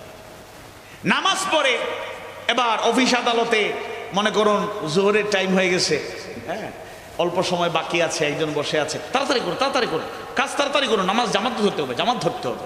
কাজটা কি? মানে ঘুষটা তাড়াতাড়ি দেন, নামাজ গিয়ে পড়বো জামাতের সাথে। এরকম লোক তো জীবনে এই এলাকায় নাই মনে নাকি? আহা, নামাজ পড়ি, ঘুষ থেকে বাঁচতে পারলাম না। নামাজও 5 ওয়াক্ত পড়ে, এমনকি লোকেরা বলে তাহাজ্জুদ গুজার, কিন্তু সুদের কারবার ছাড়তে পারে না। এই এলাকায় তো আশা করি সুদ নাই। আরো আসতে, আরো আসতে বলুন, আছে না নাই? নামাজ পড়ছে, আমি আপনাকে প্রেসক্রাইব করে যাব, প্রেসক্রিপশন দিয়ে যাব, সংশোধনের জন্য এই কথা বলছি। আল্লাহকে কাউকে টার্গেট করে কষ্ট দেওয়ার জন্য বলছি না, কারণ আপনি যদি সংশোধন হয়ে যান আপনার তো ফায়দা আছেই। আরে নগণ্য গোলাম, এই কথা বলার কারণে যদি আপনার একটু পরিবর্তন হয়, কিছু সওয়াব আমিও পাবো, আপনাদের কষ্ট হবে। তাহলে নামাজ পড়ছি, অশ্লীলতা থেকে বাঁচতে পারছি না। নামাজ পড়ছি, মন্দ কাজ থেকে বাঁচতে পারছি না। নামাজ পড়ে অথচ বোনের হক মারে, আত্মীয় স্বজনকে ঠকায়। এক ভাই, উদাহরণস্বরূপ বলছি, কেউ এরকম নাই, জাস্ট উদাহরণ, সিম্বলিক। ভাই, 2 ভাই একসাথে, এত সুন্দর সংসার, দুজনেরই ছোট ছোট বাচ্চা কাচ্চা। হঠাৎ করে এক ভাই ইন্তেকাল করলো। এবার চাচার দায়িত্ব বেড়ে গেল। সবাই দেখেছে, আরে জানাজায় লোকটা বলছে ভাইয়ের পক্ষে বা মাইয়াতের পক্ষে একটু কেউ কথা বলো, ভাই হিসেবে বলো। সে কথাই বলতে পারে নাই, কাঁদতে কাঁদতে বেহুশ। 1 সপ্তাহ গেল, যেই কথা বলে তোমার ভাইটা, বলতে কাঁদতে শুরু করে আমার ভাইটা, মানে এত মায়া ভাই আমার। 1 সপ্তাহ যাওয়ার পরে একদিন বাজারে গেছিল, হিজলা বাজার, একেবারে মূল প্রপারে। বাজার থেকে আসার সময় কত মজার রসমালাই, আজকে আমাকে একজন খাওয়াইছেন, আমাদের দিনী ভাই, আমান ভাই, জোর করে খাইতে হবে। যাই হোক, মিষ্টি জাতীয় খাবারে যদি আমাদের একটা সতর্কতা অবলম্বন করতে হয়। এরপরে মজা লাগছে, মিষ্টি কম ছিল, ভালো ছিল, রসমালাই, মিষ্টি, কত কিছু নিয়ে আসছে। আমার চাচ্চুরা কোথায়? আমার কলিজার টুকরে চাচ্চুরা, আসো। সবাই রে খাওয়ায় মিষ্টি, কত মজার মজার চকলেট সব খাওয়াইয়া এবার ছোট্ট ছোট ভাতিজা ভাতিজিরে ডাকে, আসো আসো, এই কাগজে একটা টিপসই দাও, টিপসই দাও। এরকম টিপসই দিয়া ভাতিজা ভাতিজি ভাইয়ের সম্পদ নিজের করে নেয়, এরকম কপাল পুরো এই জমিনে আছে না ভাই? ইয়া আইয়ুহাল্লাযীনা আমানু লা তাকুলু আমওয়ালাকুম বাইনাকুম বিল বাতিল। হে ইমানদারগণ, তোমরা একে অপরের সম্পদ অন্যায়ভাবে ভক্ষণ করো না, খেয়ে ফেলো না, দখল করে নিও না। আমি মুমিন দাবি করি, মুসলমান দাবি করি, কিসের মুসলমান, কিসের ইমানের পরিচয় আপনার কাছে আছে? আপনি সজ্ঞানে, সুস্থ মস্তিষ্কে আপনি এরকম অপরাধ করছেন, অবৈধভাবে মানুষকে জুলুম করে তার জায়গা জমি দখল করছেন। যত দূর চোখ যায় জমি আর জমি, মাঝখানে গরিব একটা লোকের কিছু জমি ছিল, এটা তার পেটের মধ্যে ঢুকানোর জন্য কত কৌশল করে, যেন দুনিয়ার সব খাইয়ে ফেলবে, যত পাই তত চাই। একজন মানুষের লাইফ সুন্দরভাবে চালাতে হলে কত সম্পদের প্রয়োজন। যতগুলো দুর্নীতিবাজের পরিচয় আজকে মিডিয়ায় প্রকাশিত হয়েছে, কি সুন্দর সুন্দর কথা বলতো। অবৈধ স্বরাষ্ট্রমন্ত্রীকে যখন প্রশাসন ধরছে, এবার তারে নিয়ে যায়, সে কয় আমারে নিয়ে যাবেন একা? আপনি একাই তো, আর কেউ আছে নাকি এখানে? আপনি তো জালেম, জালেমের নেতৃত্ব দিয়েছে। আমার বন্ধুরে নেবেন না? বন্ধু আবার কে? কই যে বসে আছে, কয় এটা কে? সালমান এফ রহমান। ফাইজলামি করেন মিয়া, এটা সালমান এফ রহমান, কত সুন্দর সাদা সফেদ দাড়ি, দরবেশ বলে লোকেরা ডাকে। আরে এটা তো ট্রেনশিপ করা দাদা বাবু লাগতেছে, এটা কি হেতেই এই কাম করছে? আহলে হাদিসের এক প্রোগ্রামে গিয়ে সালমান এফ রহমান সাহেব বলেছিলেন, আমি সহিহ হাদিস ছাড়া কোন হাদিস মানি না। আপনারা শুনবেন, ইউটিউবে ফেসবুকে আসছে এই বক্তব্য, আমি বানায় বলি নাই তো। বানায় বললে তো আল্লাহর কাছে জবাব দেওয়া লাগবে, এটা তো মানুষের উপর অপবাদ দেওয়া হবে। তিনি যা বলছেন তাই বলতেছি, কুড আনকুড, হয়তো ভাষাগত একটু পার্থক্য থাকতে বলছে আমি সহি হাদিস ছাড়া মানি না, বলতে বলতে বলছে কোরআনে নাকি কিছু ভুল আছে, নাউযুবিল্লাহ। তো সহি হাদিস ছাড়া সালমান এফ রহমান দরবেশ কাকা সহি হাদিস ছাড়া মানেন না, পালানোর সময় দাদা বাবু হয়ে ক্লিন শেভ করে পালালেন, যদিও পালাতে পারে নাই, ধরা পড়ছে ফয়সালা কার, এটা দরবেশ, দরবেশ নয়। এটা নেগেটিভলি মানুষ দরবেশ ডাকতো। বাংলাদেশের মানুষের সম্পদ আত্মসাৎকারী, দখলবাজ, লুটপাটকারীদের তালিকা করলে টপ 10 এ যার নাম থাকবে সে সালমান এফ রহমান। চট্টগ্রামে এক লোক, তিনিও ওই শীর্ষ দুর্নীতিবাজদের একজন। এবার তার ব্যাপারে একজন রিসেন্টলি আমাকে বললো, ভাই আমি নিজে দেখছি, একটা চাকরির জন্য 2-3 দিন তার কাছাকাছি থাকার সুযোগ হয়েছিল, নিজে দেখছি লোকেরাও বলছে নামাজের সবার আগের লাইনে থাকতো, এমনকি তার তাহাজ্জুদ মিস হয় খুব কম, তাহাজ্জুদ মিস হয় বড় কম, আর সামনের সারিতে ফজরের নামাজ বলে যে নামাজ বলে সামনের সারিতে থাকে সব সময়, এবং কপালে বিশাল দাগ। আপনাদের দাগ আছে, মাইন্ড করবেন না, এটাও সুন্দর, এটা থেকে নেগেটিভলি বুঝবেন না, তার কপালে দাগ আছে, এর মানে কি সে আসলে নামাজি। কিন্তু বাংলাদেশ মানে কয়েকটা ব্যাংক লুটপাট করেছে, দখল করেছে, অপদখল করেছে, এবং বাংলাদেশের দুর্নীতিবাজদের মধ্যে একেবারে টপ র্যাঙ্কিং এসে আছে, কপালে দাগ পড়ে গেছে, তাহাজ্জুদ পড়ার রেকর্ড আছে, সেই লোক এত বড় দুর্নীতি করে, এটাকে বিশ্বাস করা যায়? আসলে নামাজ পড়ে, হয় এটা লোক দেখানো, আর নতুবা নামাজের সিস্টেমই জানে না, নামাজের শিক্ষা গ্রহণ করতেই পারে নাই। এজন্য এবার আমাদের কাছে আসে, আমাদের নামাজের কি হলো, আমার নামাজের কি হলো, এবার আমার দিকে আমি তাকাই, তাই না? আপনারা আপনাদের দিকে তাকান যে আমার জীবনে পরিবর্তন হচ্ছে কেন, হচ্ছে না কেন? এই মাহফিল 3য় বছর, হায়াত রিজিকের মালিক তো আল্লাহ, আর জীবনে দেখা হবে কিনা এর কোনো গ্যারান্টি নাই। আগামী মাহফিল 4র্থ মাহফিল যদিও হয়, আর না হলে 1 বছর সময় মাহফিল হোক আর না হোক, এই এলাকায় কমিটি আয়োজক যারা আছেন তারা সাক্ষী থাকেন, আপনারা নিজেরা সাক্ষী থাকুন। আমি একটা ফর্মুলা এখন বলে যাব, আর 1 বছরের চ্যালেঞ্জ দিয়ে যাব। এই ফর্মুলা অনুযায়ী যদি আমি নামাজটাকে ধরে রাখতে পারি, মানতে পারি, আপনার জীবনে পরিবর্তন আসবেই, আসবেই, আসবে, বলেন ইনশাআল্লাহ। আসবেই আসবে আপনার জীবনে পরিবর্তন। নামাজ, 2টা কথা বলি, একটা হাদিস একটা আয়াত। রাসূল বলেছেন, জানিয়ে গিয়েছেন, সল্লু কামা রাআইতুমুনি উসাল্লি, নামাজ আদায় করে সেভাবে যেভাবে আমাকে আদায় করতে দেখো, আমার মন যেভাবে চাইবে সেভাবে নামাজ আদায় করলে চলবে না। আল্লাহ রাসূলের আদর্শটাকে উসওয়ায়ে হাসানা হিসেবে গ্রহণ করে তিনি যেভাবে খুশু হুদুর সাথে সুন্দরভাবে নামাজ পড়তেন সেভাবে পড়ার চেষ্টা করতে হবে। 2 নম্বরে সূরা মুমিনুনের শুরুতে আল্লাহ তাআলা একটা অনেকগুলা বৈশিষ্ট্য, 2টা বৈশিষ্ট্য নামাজের ব্যাপারে বলেছেন, একটা আমি আলোচনা করি। সূরা মুমিনুনের শুরুতে আল্লাহ তাআলা জানায় দেন, বিসমিল্লাহির রহমানির রহিম, قد أفلح المؤمنون الذين هم في صلاتهم خاشعون। قد أفلح المؤمنون, আল্লাহ তাআলা জানায় দেন অবশ্যই মুমিনরা সফল কাম হয়েছে। কোন মুমিন, তাদের বৈশিষ্ট্য কি? 1 নাম্বার বৈশিষ্ট্য হলো আল্লাযীনা হুম ফি সলাতিহিম খাশিউন, তারা তাদের সালাতের মধ্যে থাকে বিনয় অবনত, নামাজে থাকে খুশু খুদু। সুবহানাল্লাহ।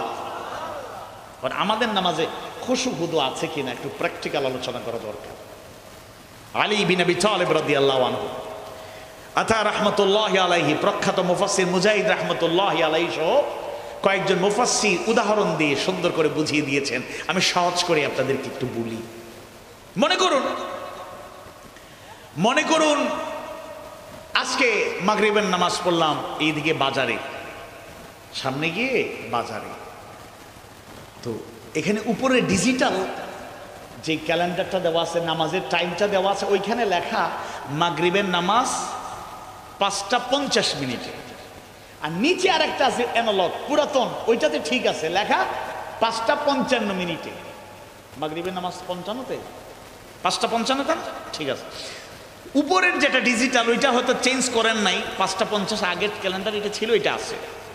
আবার নিচের ক্যালেন্ডারে লেখা আছে অ্যানালগ পদ্ধতিতে, এটা কাটা আছে খোলা, এটা হাত দিয়ে ইমাম সাহেব মুয়াজ্জিন সাহেব যে কেউ করতে পারে। তো ওইটাতে লেখা ঠিকই 5:55, 50 হওয়ার সাথে সাথে আমিও তাকাইছি, দেখলাম না শুরু হচ্ছে না। এবার নিচের দিকে চোখ গেছে, দেখি 55-তে, আমি বলছি তাহলে 55-তেই শুরু হবে। বসলাম, আচ্ছা ইমামতিও করলাম। আমরা সম্মান দিয়েছেন, আল্লাহ তাআলা আপনাদের সম্মান বাড়ায় দিন, আমিন। মাঝখানে একজন লোক, কে আমি দেখি নাই, তাকাই নাই, আপনাদের মধ্যে কেউ থাকলে আপনি মাইন্ড করবেন না। হ্যাঁ, একজন বলতেছে 50-এর নামাজ তো 50-এ শুরু হয় না কেন? আরেকজন বলতেছে 55-তে। 55-তে কই লেখা? কই ওই নিচে লেখা। নিচেরটা কেন? উপরেরটা তো বড়, ওটা ডিজিটাল। মানে ওনার তাড়াহুড়া, সময় নেই, ওনার সময় নেই। এরকম লোক আছে না? কিছু লোক আছে নামাজে দাঁড়াইছে, ঘড়ি সামনে আছে, ইমাম সাহেব তেলাওয়াত যদি একটু লম্বা করে, যেমন আজকে যতটুকু মনে পড়ে, হ্যাঁ, যেমন সূরা বুরুজ দিয়ে এশার নামাজ পড়াইছেন ইমাম সাহেব, তাই না? এখন মনে করুন একটু মাগরিবের নামাজে লম্বা সূরা পড়তেছেন ইমাম সাহেব। এবার অনেক মুসল্লি এরকমও আছে, ঘড়ির দিকে তাকায় আর মনে মনে কয়, আহারে ইমাম সাহেব হাফেজে কোরআন হওয়ার কারণে চান্স পাইলে লম্বা লম্বা সূরা পড়ে, একটু ছোট সূরা পড়া যায় না? এরকম লোক মনে এলাকায় নাই? কিছু লোক, আপনারা গলদা চিংড়ি, বড় বড় চিংড়ি, এগুলো খাইলে অ্যালার্জিরও কিছু প্রবলেম হয়। আপনার খান মজাও লাগে, আবার চুলকাইতে ভালো লাগে। অ্যালার্জির প্রবলেম আছে, এমনি কোনো ডিস্টার্ব নাই। মাহফিলে বসে কাউকে চুলকাইতে দেখতেছি না, মোটামুটি আপনারা অ্যালার্ট আছেন মাশাআল্লাহ। মাঝে মাঝে লুকায় লুকায় বাদাম খাচ্ছেন, খান, সমস্যা নেই, চলুক। এবার অনেকেই আছে নামাজে গেলেই দেখো চুলকানি বেড়ে যায়, এরকম লোক মনে হয় এলাকায় দেখেন নাই জীবনে। আচ্ছা আচ্ছা, অনেকেই দাড়ি রাখেন নাই, সুযোগ পেলে রেখে দেবেন, আপনার সৌন্দর্য বাড়বে, সুন্নাহ আমলটাও হবে, আপনার দেখতেও সুন্দর লাগবে, আর পুরুষ পুরুষ ভাবটাও ঠিকঠাক থাকবে, বলেন ইনশাআল্লাহ। মহিলাদের কি দাড়ি রাখা সুযোগ আছে? যদি কারো দাড়ি উঠে যায় বুঝতে হবে অসুস্থতা, ডাক্তারের কাছে দৌড়াদৌড়ি করে, এরকম মাঝে মাঝে দেখছি। এটা ডিফারেন্ট কেস, এটা ন্যাচারাল না, এটা হলো অসুস্থতা। আর পুরুষদের মধ্যে যদি দাড়ি না থাকে তাহলে হয় অসুস্থতা, অথবা উনি সিদ্ধান্ত নিয়ে রাখছে না। সুযোগ থাকলে রেখে দেবেন, আমি ওয়াদা টদা করাইয়া যদি ওয়াদার খেলাফ করে তাহলে মুনাফিকের আলামত লালন হোক, আমরা চাই না, আল্লাহ তুমি কবুল করো।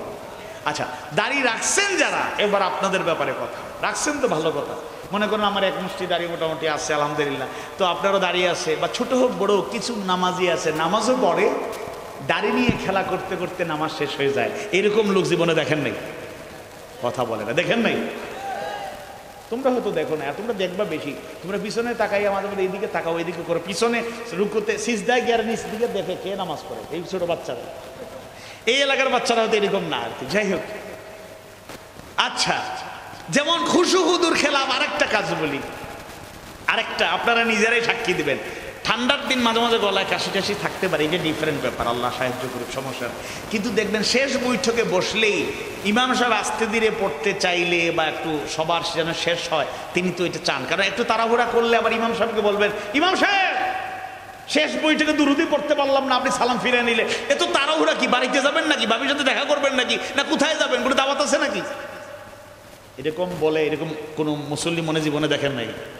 আচ্ছা আচ্ছা, মনে করে ইমাম সাহেব আস্তে ধীরে পড়তেছেন, আপনার আগে শেষ, আপনি খুব ভালো হিফজ করেছেন, সব দোয়া দরুদ সব শেষ। এবার ইমাম সাহেবের যদি দেরি হয় তাহলে ইমাম সাহেবের সিগন্যাল দেয়। কিভাবে সিগন্যাল দেয়? আর সবাই বলেন না যারা, আচ্ছা মাশাআল্লাহ আপনারা এটা অভ্যস্ত আছেন। আমি আবার বলছি, অসুস্থতার কারণে যদি হয় আল্লাহ মাফ করুন, কিন্তু এটা কমন একটা রোগ, এটা কমন একটা রোগ, এটাও খুশুগুদের খেলাফ। আপনাকে কে দিয়েছে? যদি ইমাম সাহেব ভুল করেন তাহলে আপনি লোকমা দিতে পারবেন, সংশোধন করতে পারবেন, কিন্তু আপনি একটু সামান্য কয়েকটা সেকেন্ড, 1 মিনিটও লাগে না, দেখবেন আপনার পড়া শেষ 1 মিনিটও লাগে না ইমাম সাহেব, কিন্তু 30 সেকেন্ড সহ্য হয় না। খুশুহুদু আছে। যুবক ভাইয়েরা, ছাত্র ভাইয়েরা, যারা ক্রিকেট পছন্দ করো, এখন তোমাদেরকে একটু বলি, আপনাদেরকে একটু বলি, তুমি বললে আবার অনেক তুমি কয়ে,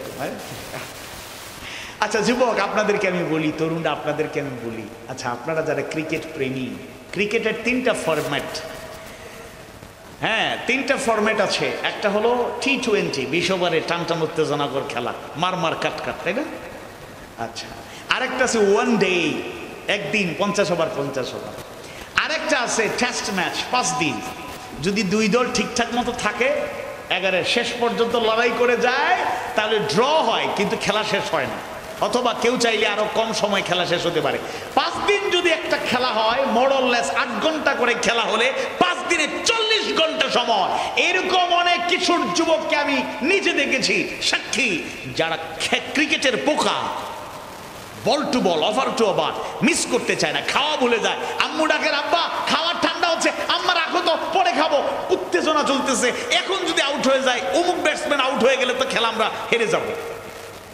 40 ঘন্টা সময় 5 দিনে তুমি নষ্ট করো, একদিনে 8 ঘন্টা সময় তুমি নষ্ট করো। নামাজে কয় ঘন্টা লাগে? মুরব্বীরা আপনাদেরকে এবার বলি, মাইন্ড করেন না, আপনারা এদেরকে শাসন করলে আপনারা ঠিক হন, এরাও ঠিক হয়ে যাবে। মুরব্বীরা মনে করেন মাগরিবের নামাজ পড়ে স্টলে, চায়ের স্টলে আড্ডা দিতে বসছিল, এশার আজান হয়ে গেছে, এবার বলতেছে দোস্ত আজান হয়ে গেছে, চলো নামাজ পড়ি, আর কি করবো। আরে 1 ঘন্টা সময় চলে গেল। আমি 1 ঘন্টা সময়, 1.5 ঘন্টা সময় চায়ের স্টলে আড্ডা দিয়া সময় কাটালে টাইমের আপনার নষ্ট হয় না, আপনার কোনো কষ্ট হয় না। আর ইমাম সাহেব বা নামাজে গিয়ে আপনি নিজে যদি একটু সময় বাড়াইয়া 2-4 মিনিট করে একটু বাড়াইয়া একটা খুশুখুদুর সাথে নামাজ পড়েন, আপনার কষ্ট হয়, কই কোমরে ব্যথা। আর কিছু লোক আছে তো গোটা দুনিয়া হাইটা 1-2 কিলোমিটার হাইটা মসজিদে গিয়ে চেয়ার বসে যায়। হ্যাঁ, কারো যদি মারাত্মক অসুস্থ থাকে, এটা ফেতনা তৈরি করতে চাই না, এটা আলাদা ব্যাপার।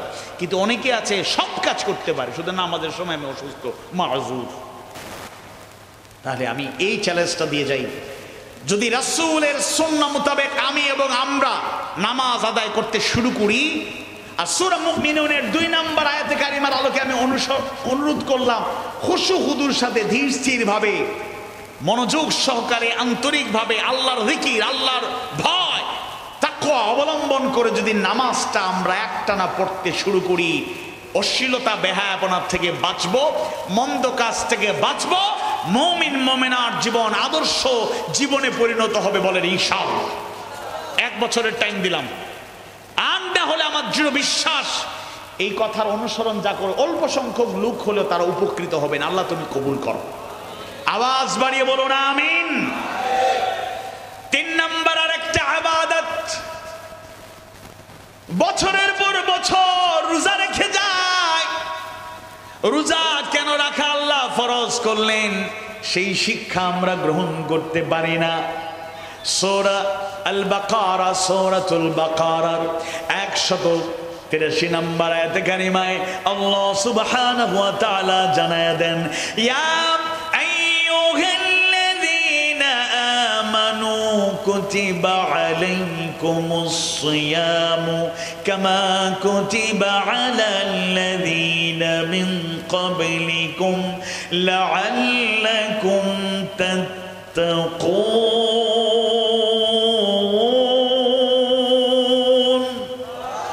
ইয়া আইয়ুহাল্লাযীনা আমানু, হে ইমানদারগণ, কুতিবা আলাইকুমুস সিয়াম, কুতিবা আই ফরিদা আলাইকুমুস সিয়াম, তোমাদের উপর রোজাকে ফরজ করে দেওয়া হয়েছে। কামা কুতিবা আলাল্লাযীনা মিন ক্বাবলিকুম, যেভাবে তোমাদের পূর্ববর্তীদের উপর ফরজ করা হয়েছিল, লাআল্লাকুম তাত্তাকুন, আশা করা যায় তোমরা তাকওয়া অবলম্বন করবে, মুত্তাকি হবে। সুবহানাল্লাহ। কিন্তু আমরা কি রোজা রেখে মুত্তাকি হতে পারছি? অনেক ব্যাখ্যা নামাজের ব্যাখ্যা চলে এসেছে, তাই এই পয়েন্ট আর বলতে চাই না। রোজা রেখে যাচ্ছি বছরের পর বছর, কিন্তু আমার জীবনে ওই রোজা, ওই সিয়াম সাধনা কোনো উপকার দিচ্ছে না। এজন্য এই রোজাটাকে যদি যথাযথ, এই রোজার ব্যাপারে সঠিক জ্ঞান যদি না থাকে, যথাযথ আমল না থাকে, অজ্ঞতার সাগরে আমি হাবুডুবু খাবো, এই রোজা সিয়াম সাধনা আমার কোনো কাজে লাগবে না। ওয়ালিল্লাহি আলান নাসি হিজ্জুল বাইতি মান ইসতাতাআ ইলাইহি সাবিলা, সামর্থ্যবান ব্যক্তিদের উপর হজকে ফরজ করেছেন কে? যার উপর হজ ফরজ, জীবনে একটাবার যদি অন্তত একবার আপনাকে আদায় করতেই হবে। যখন ফরজ হবে কম সময়ে দ্রুত আপনি আল্লাহর বাড়ি গিয়ে হাজিরা দেবেন, হজটা কমপ্লিট করবেন। কিন্তু হজ আমরা করছি আল্লাহর সন্তুষ্টির জন্য, কিন্তু অনেক হাজি আছেন, আলহাজ আছেন, হজ করে একেবারে রাসূলের হাদিস প্রমাণ করে, দলিল হিসাবে বলা যায়, রাসূল বলেছেন যে হজ করে ফিরলো সে নিষ্পাপ মাসুম হয়ে ফিরলো, সুবহানাল্লাহ।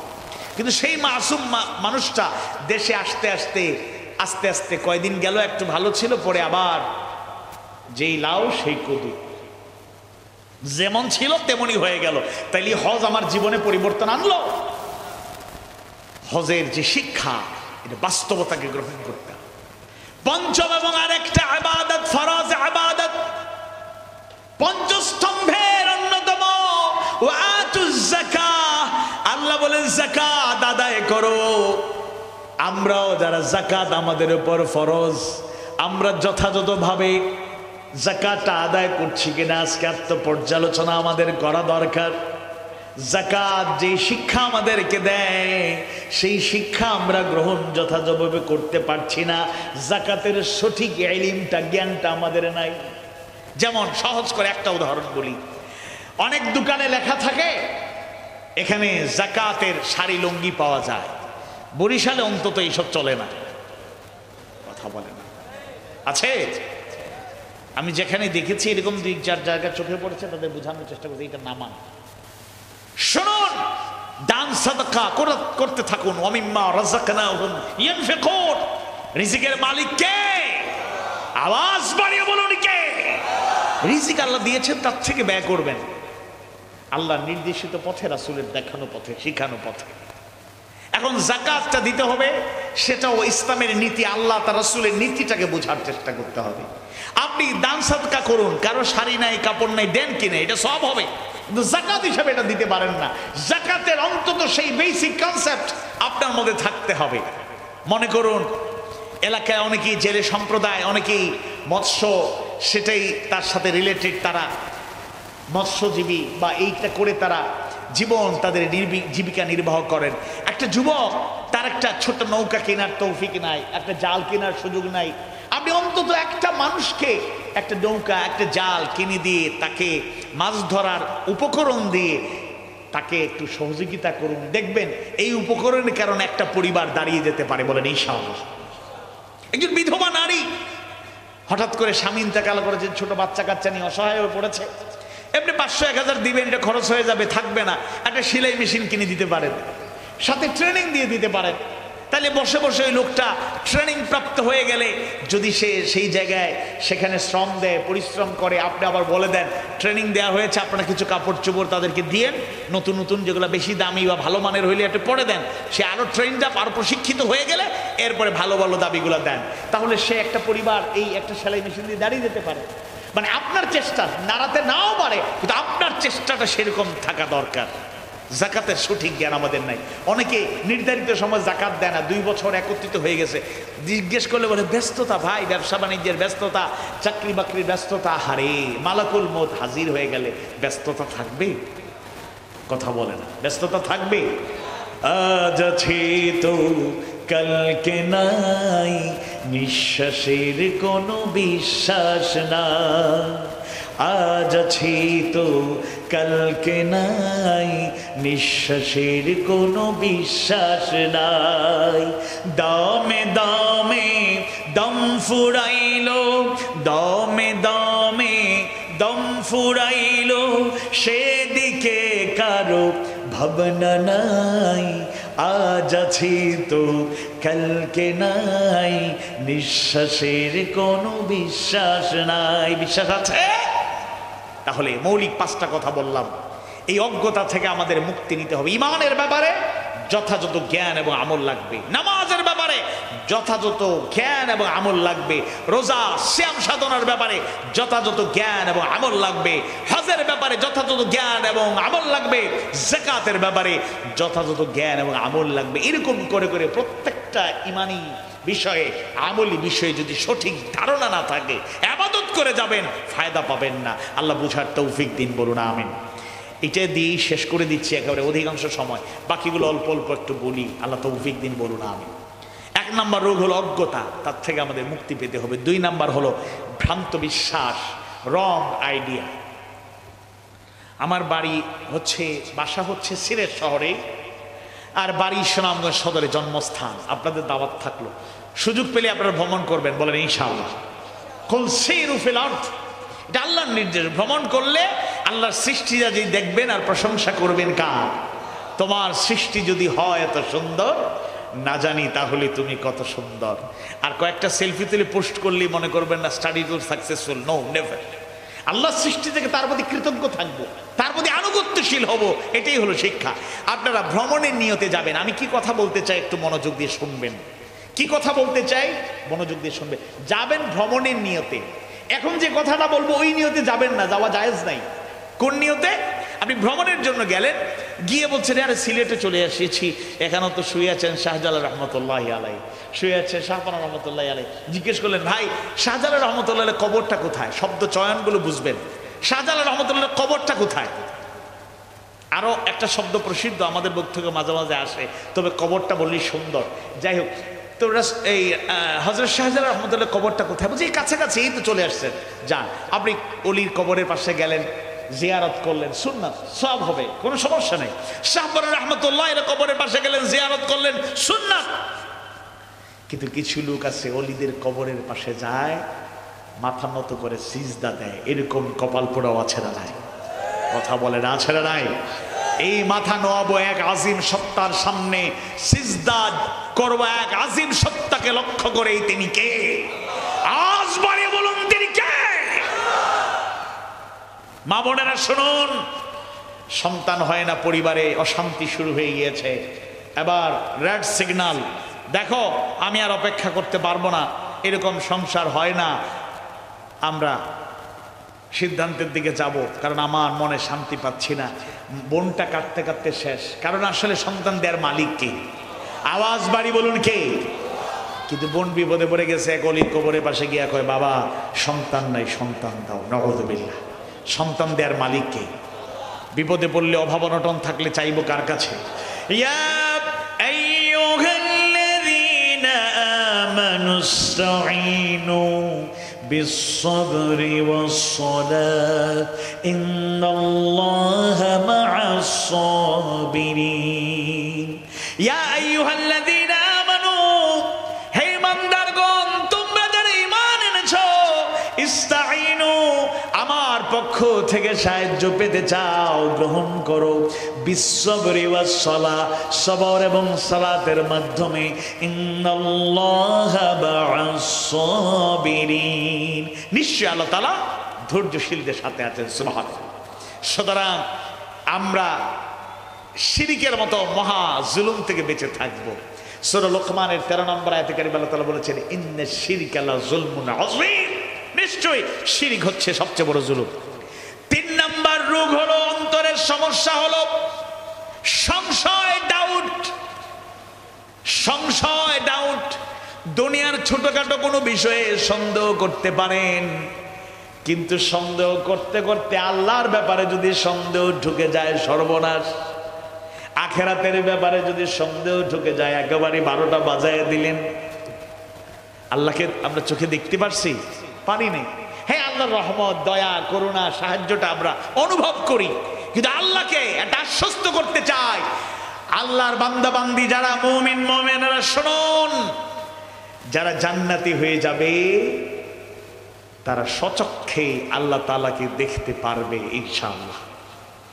দুনিয়াতে আল্লাহকে চর্মচক্ষে দেখার সুযোগ আছে? কথা বলে না, সুযোগ আছে? আমরা আল্লাহকে অনুভব করব, সাহায্য, করুণা, দয়া, মায়া পাইলে আল্লাহ আল্লাহ বাঁচাইছে। কত বড় অ্যাক্সিডেন্ট, আল্লাহ বাঁচাইছে। বাঁচাইছে কে? তাহলে আল্লাহর সাহায্যটা আপনি পাইছেন, অনুভব করছেন? করি আমরা। আল্লাহকে দেখা যায় না। কিছু লোক আছে ইউনিভার্সিটিতে পড়ে, 2-4 বছর পড়তে না পড়তে বলে, গ্রামে এসে গল্প করে, আমি তো অনেক কিছু শিখেছি। চাচা বলে ভাতিজা কি শিখছো? There is no created, there is no god. সৃষ্টিকর্তা বলতে কিছু নাই, রব বলতে, আল্লাহ বলতে কিছু নাই। নাউজুবিল্লাহ বাড়ি গিয়া বলবেন, কি বলবে? নাউজুবিল্লাহ বলেন, নাউজুবিল্লাহ। নাস্তিকদের মূল কথা হলো unseen is nothing, unseen is nothing, যা দেখা যায় না এগুলো কিছুই না। আর আল্লাহ তাআলা বলেন হুদাল লিল মুত্তাকিন, মুত্তাকি হবে যারা, হেদায়েত পাবে তারা। মুত্তাকিদের 1 নাম্বার গুণ হলো আল্লাযীনা ইউমিনুনা বিল গায়ব,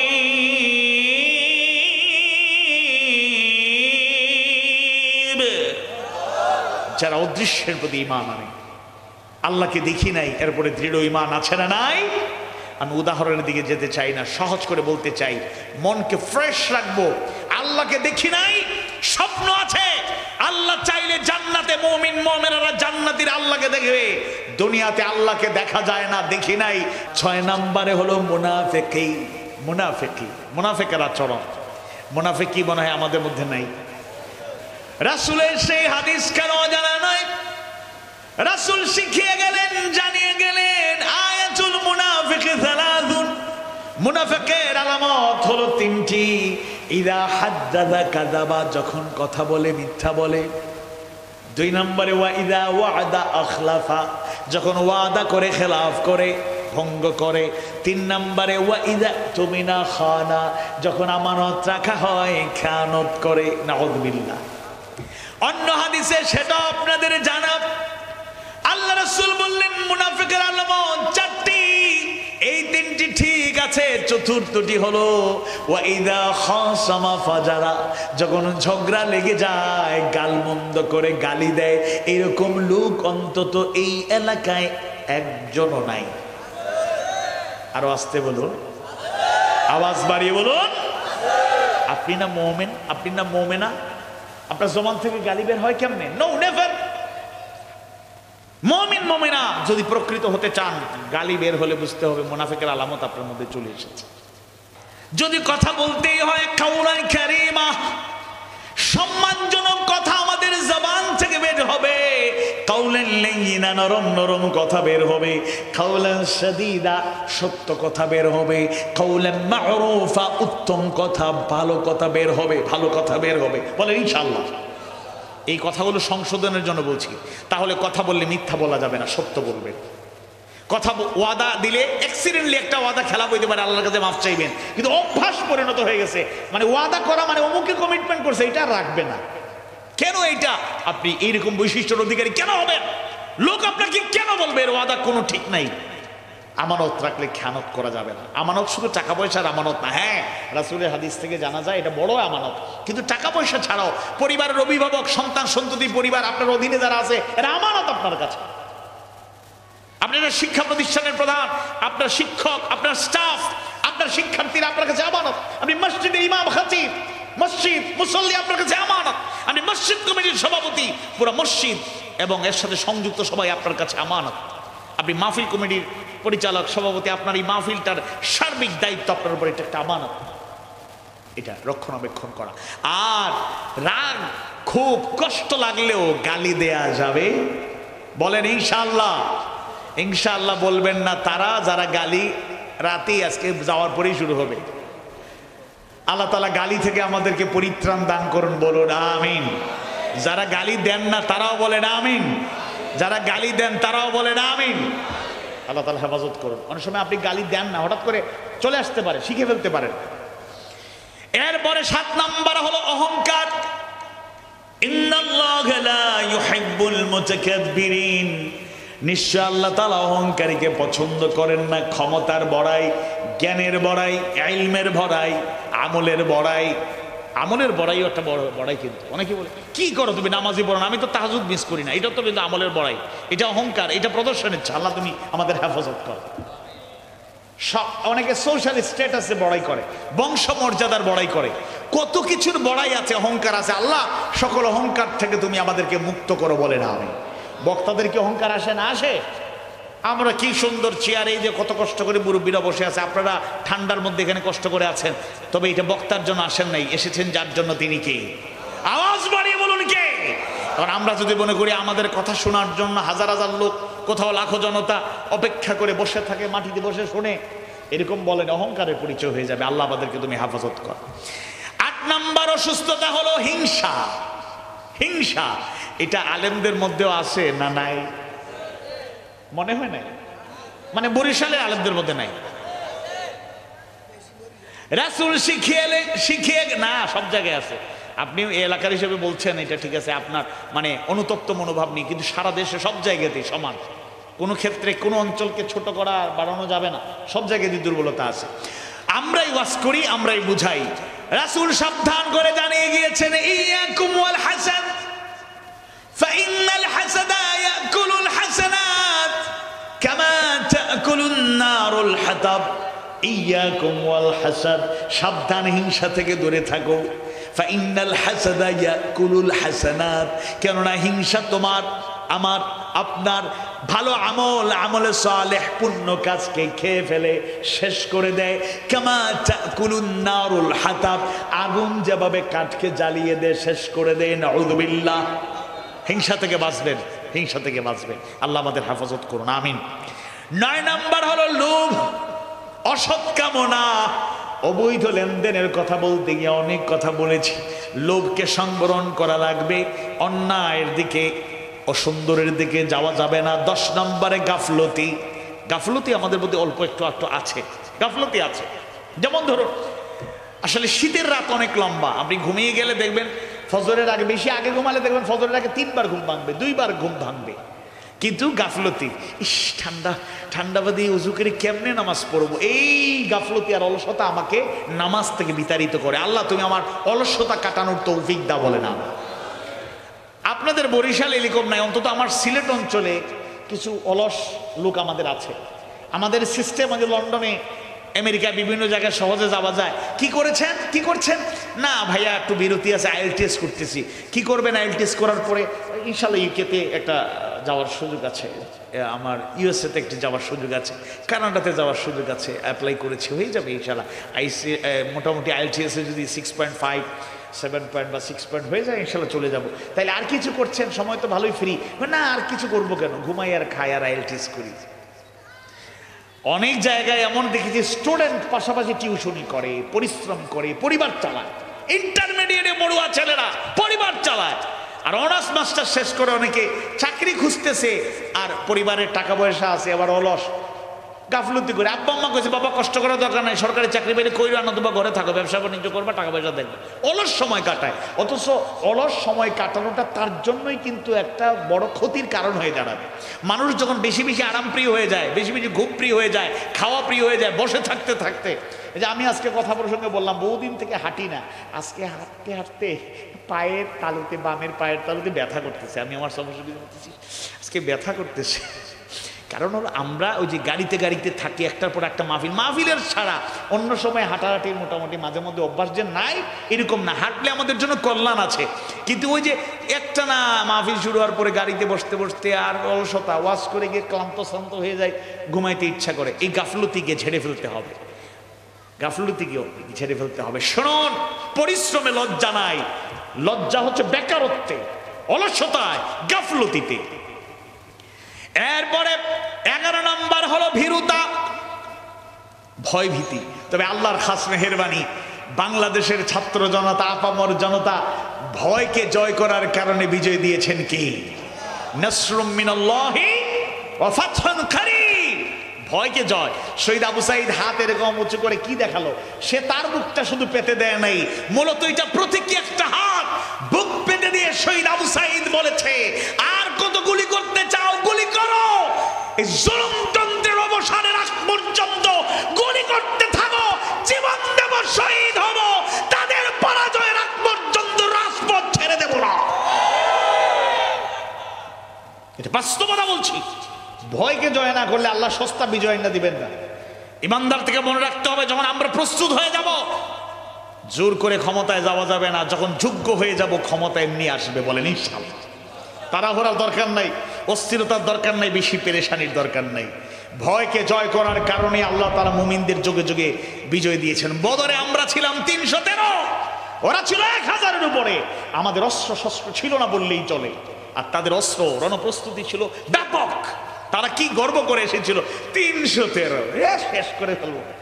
আমাদের সবাইকে যুদ্ধ করা লাগবে না, কিন্তু শেষ পর্যন্ত 70 জন কাফের দুনিয়ার থেকে বিদায়। 70 জনের ঘাড়ে ধইরা ওই শামসুদ্দিন চৌধুরী মানিকের গামছা দিয়ে পেঁচাইয়ে দেবে, টাইনা আনছিল, দেখছেন নি? মানিক বেরি চিনেন আপনারা? বরিশালের মানুষ আমাদের মগ মানিক বেরি চিনে? কেমবে আচ্ছা। এখন সে আইনের চেয়ারে বসে জাস্টিস হয়ে ইনজাস্টিস করেছে। আল্লাহ তাকে জেলখানায় সুন্দর হেফাজতে রেখেছেন। আল্লাহ হেফাজতে থাকার পরিমাণটা আরো বাড়াইয়ে দাও। যদ্দূর জুলুম করেছেন ততটুকু শাস্তি দুনিয়াতে পেয়ে যেন যেতে পারে। আল্লাহ তুমি কবুল করো। আওয়াজ বাড়িয়ে বলো না আমিন। যত জালেম যতটুকু জুলুম করেছে, কেউ নির্দোষ হলে তার উপর আমরা জুলুম চাপিয়ে দিতে চাই না। আল্লাহ যতটুকু অপরাধ যে করেছে বান্দার হক নষ্ট করার কারণে কত মায়ের চোখের পানি শুকিয়ে গিয়েছে, কত বাবা স্বপ্ন দেখেছিল ছেলেকে মাদ্রাসায় ভর্তি করেছি, ছেলেটা আমার জানাজা পড়াবে। ছেলেটার লাশ যখন বাড়িতে আসলো, বাবা কাঁদতে কাঁদতে বুকটা যেন ফেটে যায়। একজন বাবার কাছে তার সন্তানের কফিন কাঁধে বহন করার চাইতে ভারী বস্তু এই জমিনের উপরে আসমানের নিচে আর কিছু হতে পারে না। যারা বাবাদের কলিজার টুকরোদেরকে কেড়ে নিয়েছে, যারা মায়েদের বুক খালি করেছে, যারা কত বোনকে, হাজারো বোনকে বিধবা করেছে, কত সন্তানকে এতিম করেছে, তাদের পক্ষে যারা সাফাই গাইবে এরা টাটকা শয়তান মুনাফিক ছাড়া আর কিছু না। আবার বলছি, কেউ যদি জুলুম না করে থাকে তাদের উপর আমরা জুলুম চাপায়া দিতে চাই না, কিন্তু প্রকৃত জুলুমবাজ যারা ছিল, আল্লাহ চাইলে এই জমিনে আল্লাহ আমাদেরকে দেখিয়ে দেবেন কত ধানে কত চাল, কতটুকু তারা করেছিল তার ততটুকু সাজা তারা পাবেই পাবেই পাবে ইনশাআল্লাহ। ভয়কে জয় করে আমরা বিজয় পেয়েছি। 12 এবং 13 নম্বর হলো কাছাকাছি। 12 নম্বর হলো দুশ্চিন্তা, স্যাড, আর 13 নম্বর হলো ফ্রাস্ট্রেশন। ছোট্ট কিশোর 14-15 বছর হয় না, হুজুর আমি টেনশনে ভুগতেছি, দোয়া করি, মনে হয় আর বাসুম। অনেক মুরব্বীরা আছেন টেনশন, টেনশন বাদ দেন, আজকে টেনশনের ওষুধ দেওয়া যায়। এই কোরআন এগুলো দূর করতে পারে। No tension, no hesitation, no frustration, no depression। কিসের হতাশা, কিসের দুশ্চিন্তা, কিসের এত হতাশা নিরাশা আপনাকে আঁকড়ে ধরে? যখনই বিপদে পড়বেন সাহায্য চাইবেন, আশ্রয় চাইবেন, যার কাছে তিনি কে? আওয়াজ বাড়িয়ে বলুন কে? নীরবে আল্লাহর কাছে কাঁদবেন, এত হা হুতাশ করেন না। মা বোনেরা শুনুন, আপনাদের আত্মীয় স্বজনকে আল্লাহ হায়াতে তাইয়্যিবা দান করুন, বলুন না। কিন্তু বরিশালের কি অবস্থা জানি না, হেনি থেকে শুরু করে সিলেট অনেক জায়গায় এরকম দেখি যে মহিলার আত্মীয় স্বজন মারা গেলে বিলাপ করে কান্দে, সুর দিয়ে দিয়ে গানে গানে কান্দে। এরকম বরিশালে মনে হয় না আছে? এটা করবেন না, এটা রাসূল নিষেধ করেছে। কাঁদবেন, চোখের পানি ঝরবে, হাহুতাশ করা, সুর দিয়ে দিয়ে গান করে করে, এটা ইসলাম সম্মত নয়, সুন্নাহর খেলাফ। হতাশা নিরাশা নাই, যা বলার বলতে হবে যার কাছে তিনি কে। এই অন্তরটার অশান্তি দূর করে শান্তি দিয়া ভরপুর করে দিবেন যিনি, তিনি কে?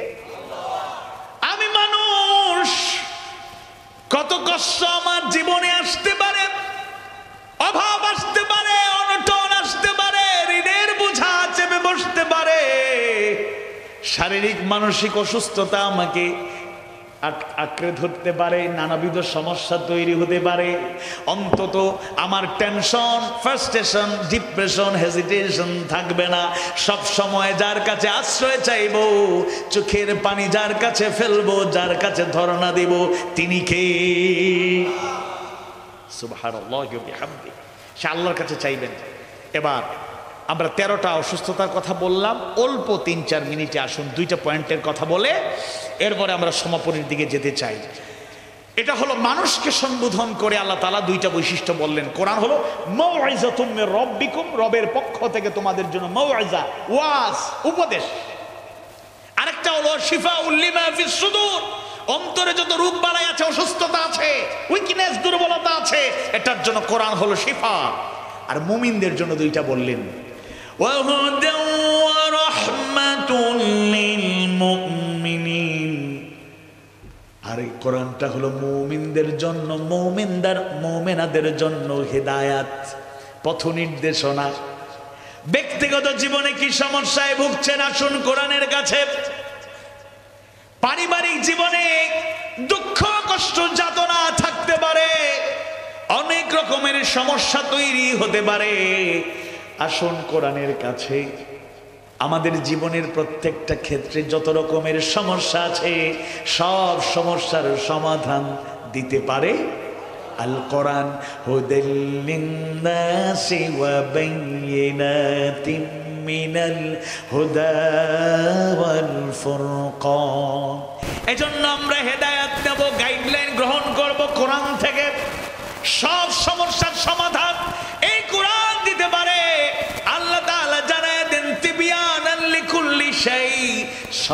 কিছুর সুস্পষ্ট বর্ণনা এই কিতাবের মাঝে আছে, দিয়েছেন যিনি, তিনি কে? এবার মুমিনদের জন্য সর্বশেষ যে বৈশিষ্ট্যের কথা আল্লাহ তাআলা জানায়া দেন, ওয়া রাহমাহ, এবং কোরআন হলো রহমত, দয়া, করুণা। কোন কোন মুফাসসিররা বলেছেন কোরআন হলো একটা নিয়ামত। নিয়ামত। ফাবিআইয়ি আলাই রাব্বিকুমা তুকাযযিবান। সুতরাং তোমার রবের কোন কোন নিয়ামত তুমি স্বীকার করো। আসুন কোরআনকে রহমত হিসেবে গ্রহণ করি, হেদায়েতের কিতাব হিসেবে গ্রহণ করি। মুসলমান এবং অমুসলিম সবাই মিলে কোরআনটাকে একটু, উপদেশগুলো একটু জানার চেষ্টা করি। আমার জন্য গুরুত্বপূর্ণ মেসেজ, উপদেশ এই কোরআনে আছে। এরপর এই কোরআনটা হলো অন্তরের যত রোগ বালাই আছে, অসুস্থতা আছে, সব দূর করার জন্য এক মহৌষধ, বেস্ট মেডিসিন। আমরা যেন সেটা গ্রহণ করতে পারি। বিশেষ করে 13টা রোগের কথা বললাম, তার মধ্যে 1 নম্বরে অগ্রাধিকার দিয়েছি এবং উল্লেখযোগ্য অধিকাংশ আলোচনা করেছি আমি ওই পয়েন্টের উপরে। সেটা হচ্ছে অজ্ঞতা, মূর্খতা। না জানা থেকে আমাদেরকে পরিত্রাণ পেতে হবে, জানতে হবে।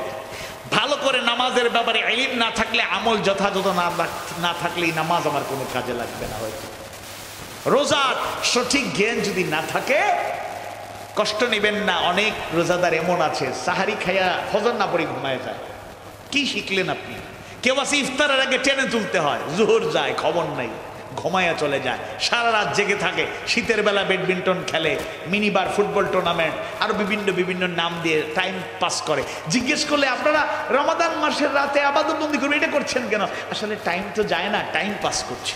কিসের শিক্ষা আপনি গ্রহণ করছেন? কি শিক্ষা, কি বুঝতে পারলাম আমরা? আসলে বুঝতে পারিনি তো। হজের ব্যাপারে যথাযথ ইলম, যথাযথ আমল, যাকাতের ব্যাপারে যথাযথ ইলম, আমল আমাদের দরকার। জীবনের প্রতিটা ক্ষেত্রে ইমানের ব্যাপারেও স্বচ্ছ সুন্দর ধারণা। আর একটা চ্যালেঞ্জ দিয়ে গেলাম, সময় দিয়ে গেলাম, আশা করি ইনশাআল্লাহ বলা লাগবে না, আপনি নিজে নিজে যদি বুঝতে পারেন আমার জীবনে পরিবর্তন আসছে, সেটা হলো জীবন পাল্টে দেওয়ার জন্য একটা ইবাদত যথেষ্ট। অন্যান্য আবাদতে ওইটার প্রভাব পড়বে, সেটা হলো সালাত। সালাত সালাত সালাতকে হেফাজত করে যথাযথ সময়ে খুশু হুদুর সাথে হক আদায় করে যদি আমি আঁকড়ে ধরতে পারি, অন্যায় থেকে বাঁচতে পারবো, অশ্লীলতা থেকে বাঁচতে পারবো, পরিত্রাণ পেয়ে যাব, চূড়ান্ত মুক্তি পেয়ে যাব ইনশাআল্লাহ।